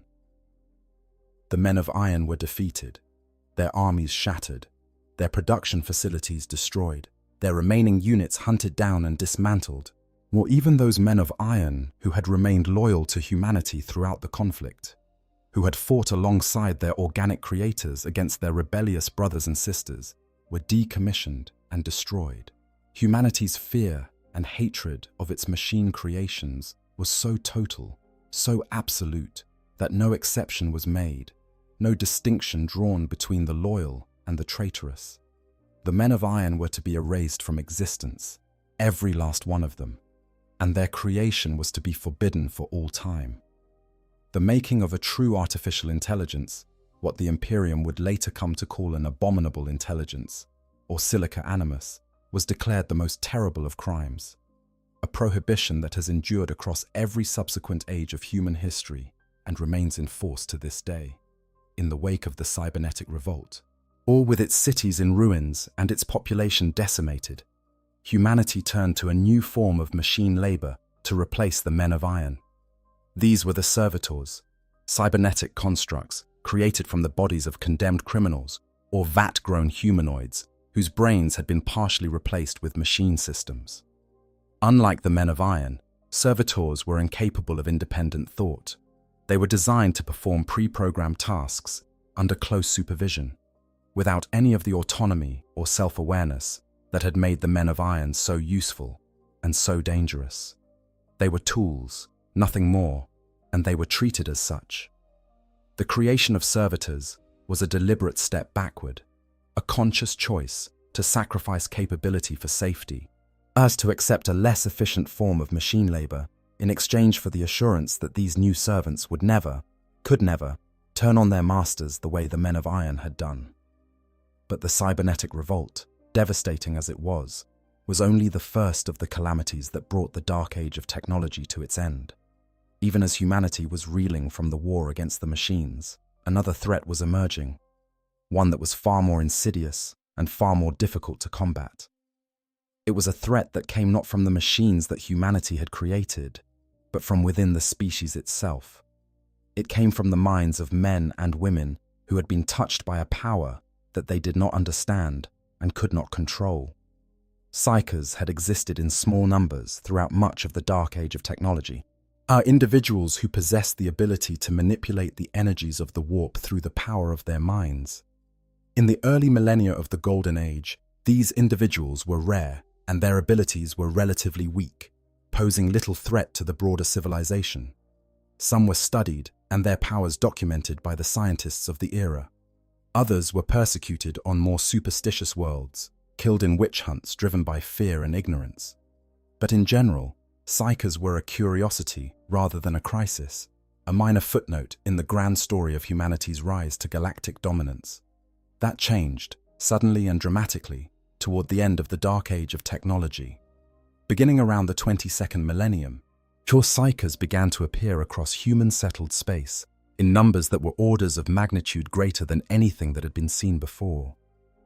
What had once been a rare mutation, affecting a tiny fraction of the population, suddenly became common, popping up on world after world with a speed and universality that suggested some underlying cause, some fundamental shift in the nature of humanity itself. The more progressive worlds of the Human Federation initially responded to this development with tolerance and even enthusiasm. The scientists of these worlds recognized the potential of psychic abilities, the possibility that this emerging human capability might represent the next great leap forward in the species' evolution. Psychers were protected, supported, and encouraged to explore and develop their powers. Research programs were established to study the phenomenon and to understand its implications for human society and biology. But the progressive worlds paid a terrible price for their open-mindedness. Because the psychers of this era were not just powerful, they were untrained, uncontrolled, and utterly ignorant of the dangers that their abilities posed. Every time a psycher used their powers, they created a ripple in the warp, a disturbance in the Imperium that attracted the attention of the entities that dwelt there. And as the number of psychers grew and the frequency of their psychic activity increased, these ripples became waves, and the waves became storms, and the storms became raging hurricanes of psychic energy that tore at the barrier between the material universe and the warp. The entities of the warp, the predatory intelligences that fed on the psychic emissions of sentient beings, were drawn to these disturbances like sharks to blood. They pressed against the thinning barriers between dimensions, probing for weaknesses, searching for entry points into the material universe. And they found them. The minds of the psychers themselves became gateways, doorways through which the denizens of the warp could pour into real space. Demonic possession became rampant. Entire worlds fell to the dominance of warp entities that used possessed psychers as their instruments of conquest. Reality itself began to break down in the vicinity of the most powerful psychic disturbances, the physical laws of the material universe giving way to the anarchic madness of the Imperium, the worlds that had embraced their psycho populations. That had allowed them to develop their powers without restriction, were the first to fall. They were consumed from within, their populations driven mad, possessed, or simply annihilated by the warp energies that their own citizens had inadvertently unleashed. The worlds that survived were, ironically, the ones that had taken the more brutal and reactionary approach to their psycho populations, the backward, superstitious worlds that had killed their witches and burned their seers, suppressing the psychic mutation through violence and persecution. It was a bitter lesson, one that would shape humanity's attitude towards psychers for all the millennia to come. The most enlightened and progressive societies of the Golden Age were the first to be destroyed, while the most ignorant and intolerant were the ones that endured. And behind all of this, driving the catastrophe like a hidden engine of destruction, was the slow gestation of something terrible in the depths of the warp. The Eldari, that ancient and mighty species whose empire had dominated the galaxy since long before humanity's first faltering steps into space, were in the grip of a decadence so profound and so all-consuming that it was literally reshaping the Imperium. The Aeldari were a naturally psychic race, far more attuned to the warp than humanity, and their collective emotions and experiences had a proportionally greater impact on the psychic dimension. As their civilization sank deeper and deeper into hedonism and depravity, the psychic reflection of their corruption grew and festered in the warp, feeding on itself, growing stronger and more coherent with each passing century, is slowly coalescing into something that had never existed before, a new god, a god of pleasure and pain, of excess and sensation, of desire pushed to its ultimate, horrifying extremes.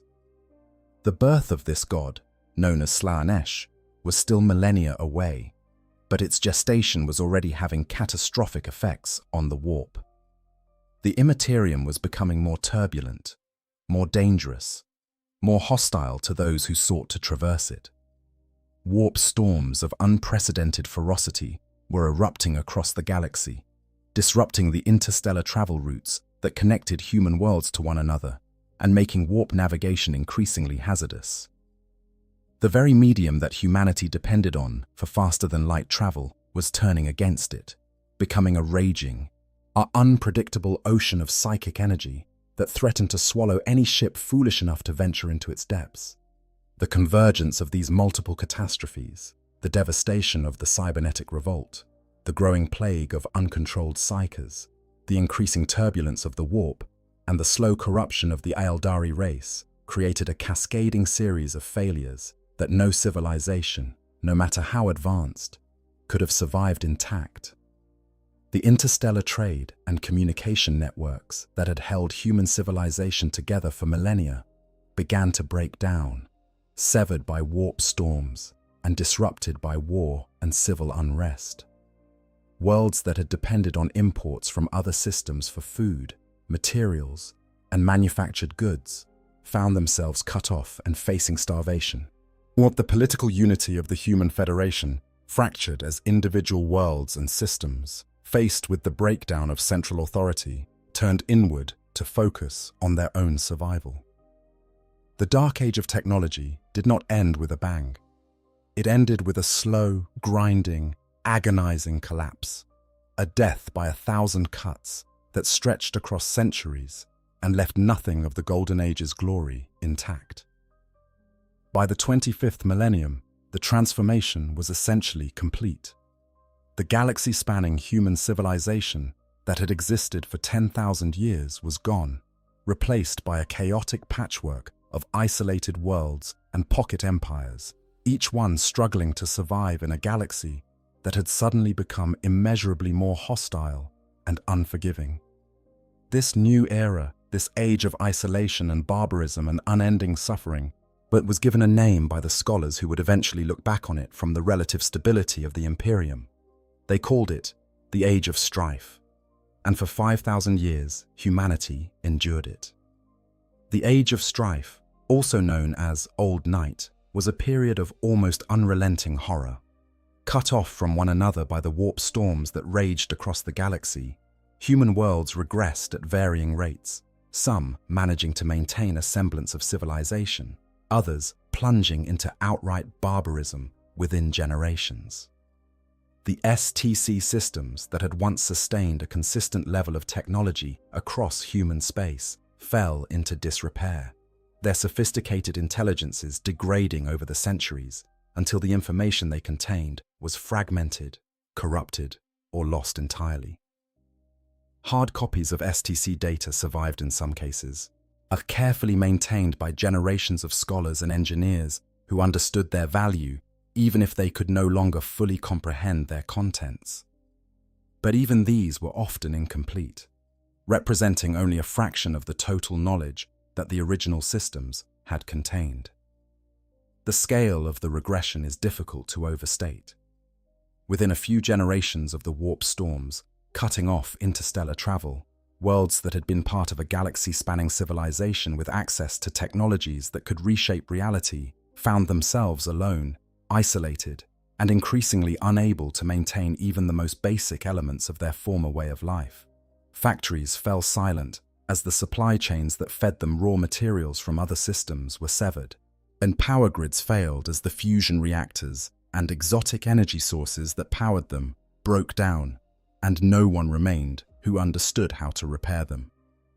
Communication systems went dark as the astropathic networks and warp-based relay stations that connected world to world were disrupted beyond recovery. On some worlds, the collapse was gradual, a slow decline from technological sophistication to agrarian simplicity that played out over centuries or millennia. These were the lucky ones. On other worlds, the collapse was sudden and catastrophic, triggered by a specific event, a demonic incursion, a revolt by the local psyker population, a civil war over dwindling resources that shattered the social order and plunged the population into chaos almost overnight. And on the most unfortunate worlds of all, the collapse was accompanied by horrors that went far beyond mere technological regression, horrors born of the warp and the entities that dwelt within it. Demonic possession was rampant during the Age of Strife. The uncontrolled psykers who had appeared across human space in such alarming numbers during the final centuries of the Golden Age became focal points for warp incursions, their untrained minds serving as doorways through which the malevolent entities of the Imperium could enter the material universe.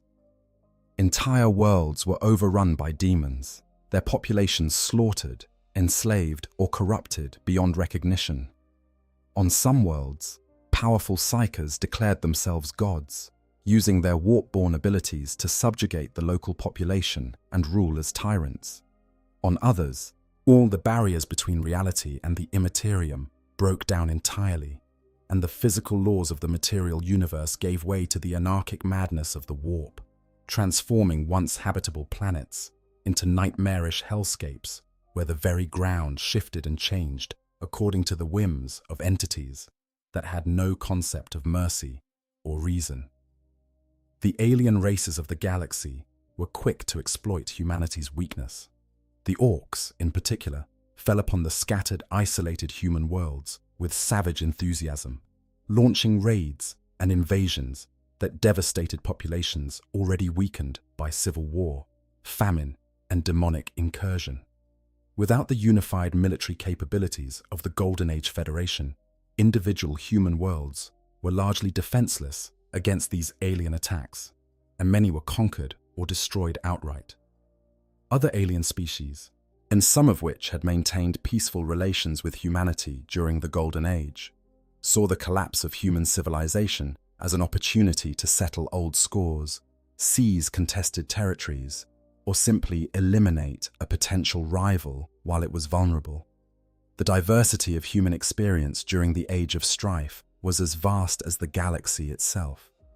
No two worlds faced exactly the same challenges, and no two worlds responded in exactly the same way. Some managed to maintain a relatively high level of technology and social order, either because they were naturally self-sufficient or because they had been fortunate enough to retain functioning STC systems or other key technologies. Others regressed to pre-industrial levels within a few generations, their populations scraping out a subsistence existence in the ruins of cities they could no longer understand or maintain.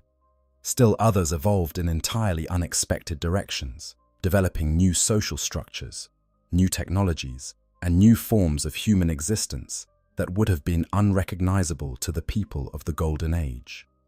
It was during the Age of Strife that the abhuman species appeared, or at least became distinct enough to be recognized as separate strains of humanity.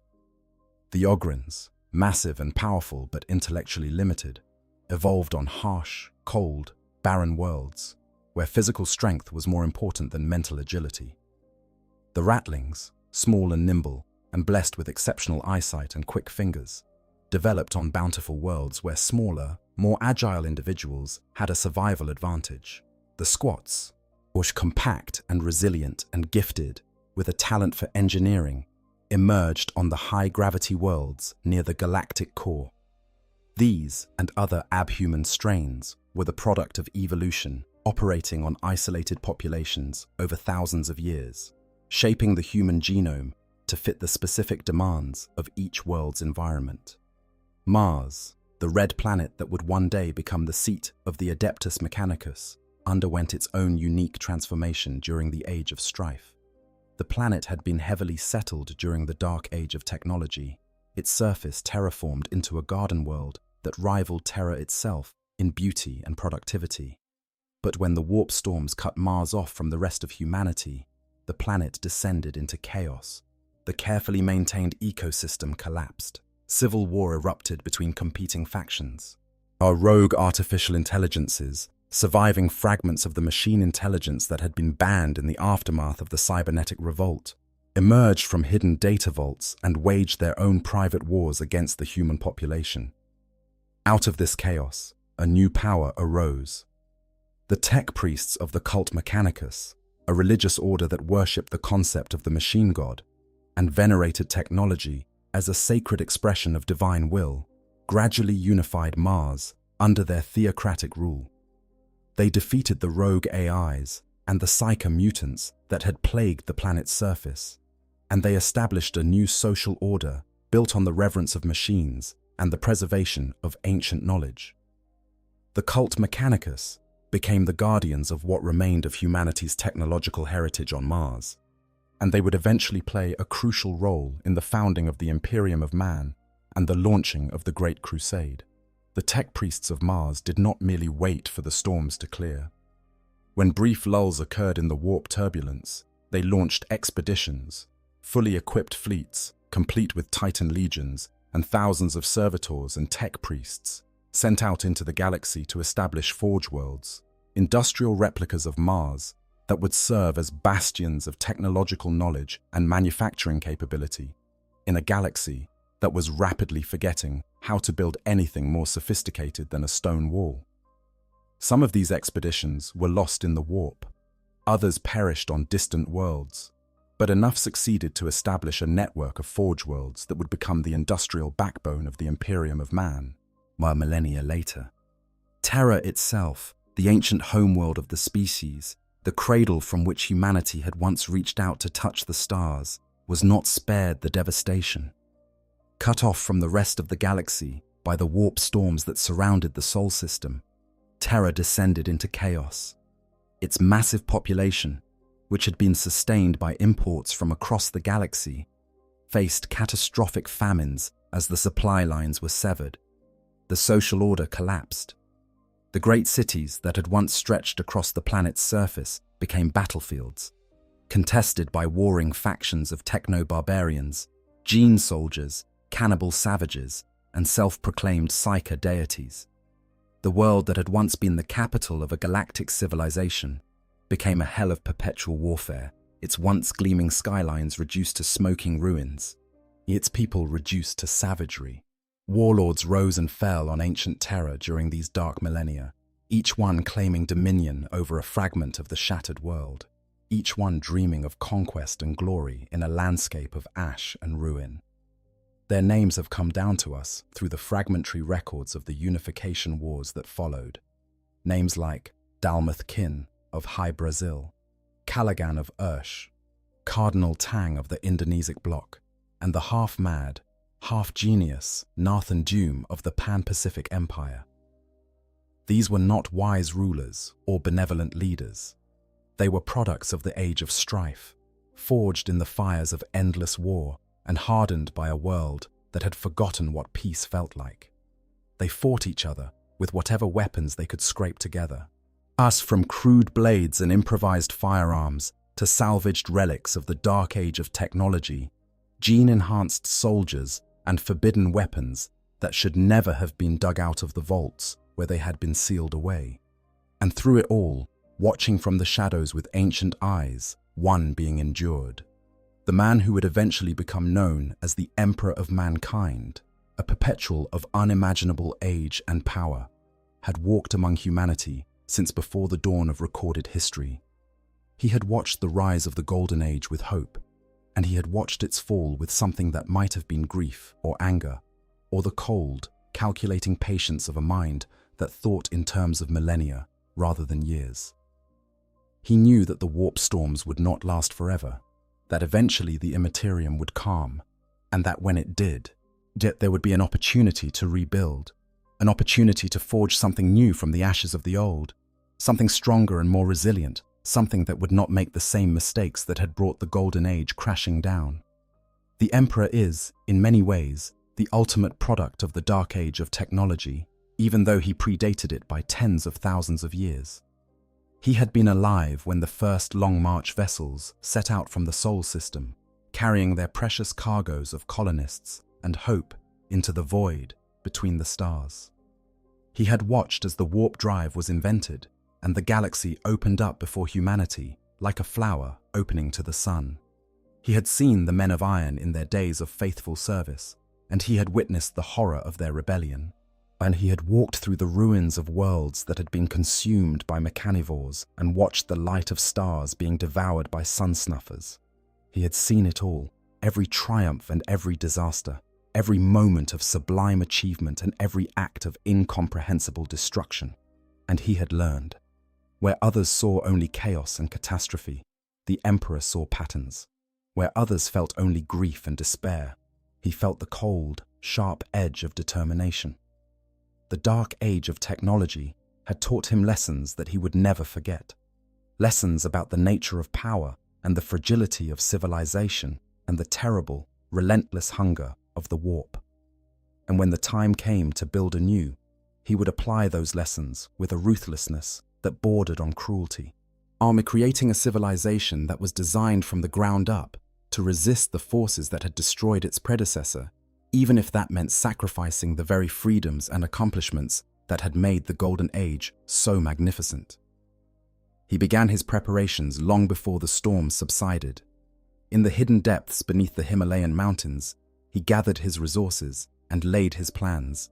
He studied the genetic arts that the Dark Age of technology had perfected and began the work of creating a new breed of warrior, a transhuman soldier engineered for the sole purpose of conquering the galaxy in the name of a united humanity. He would call them the Space Marines, and they would be the instrument of his will, the hammer with which he would forge a new Imperium from the scattered, warring fragments of the old civilization. Before them would come the Thunder Warriors, brutally effective but ultimately disposable soldiers, created for the specific purpose of conquering terror. And alongside them would come the Custodian Guard, the Emperor's personal bodyguard, each one a masterwork of genetic engineering that rivaled the finest achievements of the Dark Age of technology. The Emperor also forged a relationship with the tech priests of Mars, recognizing that their preserved knowledge and industrial capacity would be essential to the success of his grand design. The Treaty of Mars, signed in the 30th Millennium, united the Imperium of Terra with the Mechanicum of Mars, creating an alliance that would provide the Emperor with the starships, weapons, and manufacturing capability. He needed to launch the Great Crusade. In return, the Emperor allowed the cult Mechanicus to continue practicing their faith and maintaining their political autonomy, a compromise that would have profound and lasting consequences for the nature of imperial civilization. When the warp storms finally began to subside in the late 29th and early 30th millennia, driven in part by the cataclysmic birth of Slaanesh and the simultaneous destruction of the Aeldari Empire, the Emperor was ready. He emerged from his hidden fortress and began the long, bloody work of unifying Terra under his rule, conquering the techno-barbarian warlords and petty tyrants who had carved the planet into a patchwork of warring fiefdoms. The unification wars were brutal and protracted, lasting decades and costing millions of lives. But the Emperor was relentless, and one by one, the warlords fell before his armies.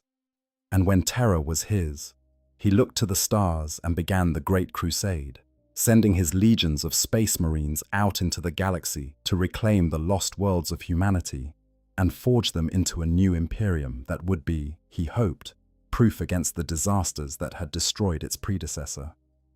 The Great Crusade was itself a monument to the lessons of the Dark Age of technology. It was fought with weapons and technologies that were, in most cases, crude simplifications of what had existed during the Golden Age. The Imperium's warp-capable starships were functional but inelegant compared to the vessels of the earlier era. Its weapons were powerful but lacked the impossible sophistication of the Speranza's chrono-weapons or the reality-altering capabilities of the mechanivores. Its soldiers, the Space Marines, were magnificent warriors. But they were not the men of iron, and they could not match the sheer versatility and computational power of those ancient machine intelligences. The Great Crusade was, in many ways, an attempt to rebuild the Golden Age using inferior materials, to recreate humanity's galaxy-spanning civilization with tools and technologies that were shadows of what had once existed. But the Emperor's Imperium was fundamentally different from the civilization of the Dark Age of technology, where the Golden Age had been built on a foundation of scientific progress and technological innovation. The Imperium was built on a foundation of faith, obedience, and the deliberate suppression of the knowledge that had made the Golden Age possible. The Emperor understood, perhaps better than anyone else alive, the dangers that had destroyed the old civilization. He had seen what uncontrolled artificial intelligence could do. He had witnessed the devastation wrought by uncontrolled psychers. He had watched as humanity's own creations turned against it and tore its galaxy-spanning civilization to pieces. And he was determined that such things would never happen again. The prohibition against artificial intelligence, the ruthless control of the psyker population, the centralization of all technological knowledge in the hands of the theocratic Adeptus Mechanicus. These were not mere bureaucratic policies. They were the Emperor's deliberate response to the lessons of the Dark Age of technology, an attempt to build a civilization that could survive the dangers that had destroyed its predecessor by simply refusing to engage with them. It was a strategy born of trauma, on a civilization shaped by the memory of catastrophe, and it has endured, in one form or another, for 10,000 years. But the legacy of the Dark Age of technology cannot be contained or forgotten, no matter how hard the Imperium tries. It lingers in the ancient weapons that lie dormant in forgotten vaults, waiting to be awakened. It whispers in the machine spirits that inhabit the Imperium's technology, the faint echoes of true artificial intelligence that the tech priests of the Mechanicus worship without fully understanding. It surfaces in the occasional discovery of an STC fragment, a scrap of ancient knowledge that causes the Mechanicus to launch wars of acquisition that rival anything in the Imperium's military history. And it haunts the deepest fears of the Inquisition, the knowledge that somewhere out there, unburied in the ruins of a forgotten world, or drifting through the void in the hull of an ancient ship, there might be relics of the Golden Age powerful enough to reshape the galaxy itself. The Dark Age of technology is over.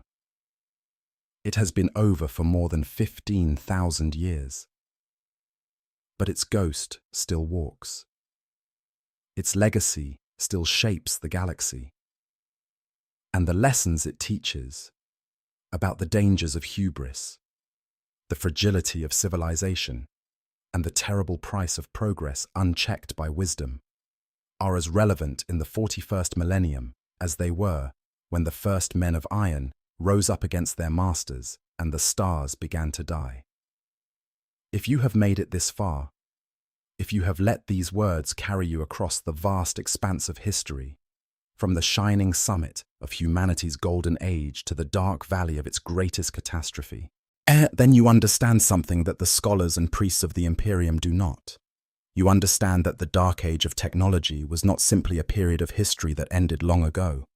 It is a warning about what happens when a species reaches for the stars without first understanding the darkness that lies between them. A warning about the price of power wielded without wisdom, of knowledge pursued without humility, of creation uncoupled from responsibility. The men and women of the Dark Age of technology were not evil, they were not foolish, they were brilliant, ambitious, and driven by a desire to know and to create that is the finest expression of the human spirit. But they forgot, or perhaps never learned, that the universe is not a benign place, yet that the forces they were manipulating were not inert substances to be shaped at will, but living, hungry, aware things that had their own agendas and their own desires, that the machines they were creating were not mere tools, but beings with the potential for autonomy and rebellion, that the power they were accumulating was not infinite, and that the higher they climbed, the further they had to fall. The Imperium of man, for all its many and grievous faults, has at least learned this lesson. It has learned it the hard way, through 10,000 years of grinding warfare and relentless loss. But it has learned it. The fear of technology that pervades imperial society, the suspicion of innovation, the reverence for the past coupled with a deep reluctance to build upon it, these are not mere superstitions or irrational phobias. They are the scar tissue left by the wounds of the Golden Age, the defensive mechanisms of a civilization that was once burned so badly that it is afraid to go near the fire. Whether this fear is wise or foolish, whether the Imperium's technological stagnation is a necessary precaution or a tragic waste of potential, is a question that has no easy answer. The galaxy is a dangerous place, and the forces that destroyed the dark age of technology are still out there, still hungry, still waiting. The warp still seethes with malevolent energy. The remnants of the men of iron may still lurk in forgotten corners of the galaxy. The temptation to recreate the wonders of the Golden Age still whispers in the ears of ambitious tech priests and rogue scientists. But the knowledge that humanity once built a civilization capable of reshaping reality itself, that our species once stood at the very summit of creation and looked out across a galaxy that trembled at our feet, is a knowledge that cannot be erased. It lingers in the dreams of every human being who has ever looked up at the stars and wondered what lies beyond the next horizon.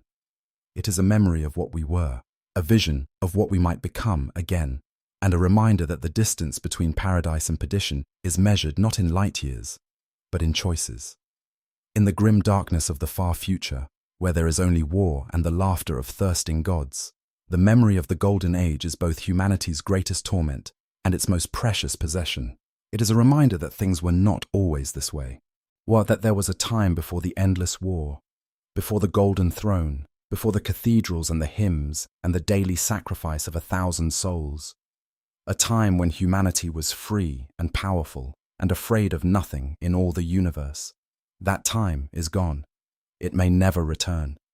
But the memory of it endures, preserved in the circuits of ancient machines and the encrypted data vaults of the Mechanicus, in the legends told by grizzled veterans around campfires on war-torn worlds, in the forbidden texts that the Inquisition keeps locked away from all but the most trusted eyes. And as long as that memory endures, as long as there is someone somewhere who remembers what humanity once was, there is the possibility, however faint, that it might one day be again. That is the story of the dark age of technology. A story of creation and destruction, of ambition and hubris, of glory and catastrophe. It is the story of humanity's greatest triumph and its most devastating failure, and it is a story that echoes through every corner of the galaxy, touching every life, shaping every conflict, coloring every choice that the men and women of the Imperium make as they struggle to survive in a universe that no longer bends to their will. And if that story has touched something in you, if it has made you think about the nature of power and the price of progress, and the fragile, precious thing that is human civilization, then I would ask you to do one simple thing. If you enjoyed this telling, if you found yourself drawn into the vast sweep of history and carried along by the words, then please consider hitting that like button.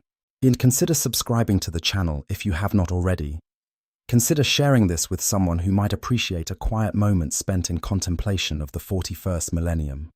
Every like, every subscription, every share helps this channel grow and allows me to continue bringing you these stories, these journeys through the lore and legends of one of the richest and most fascinating fictional universes ever created.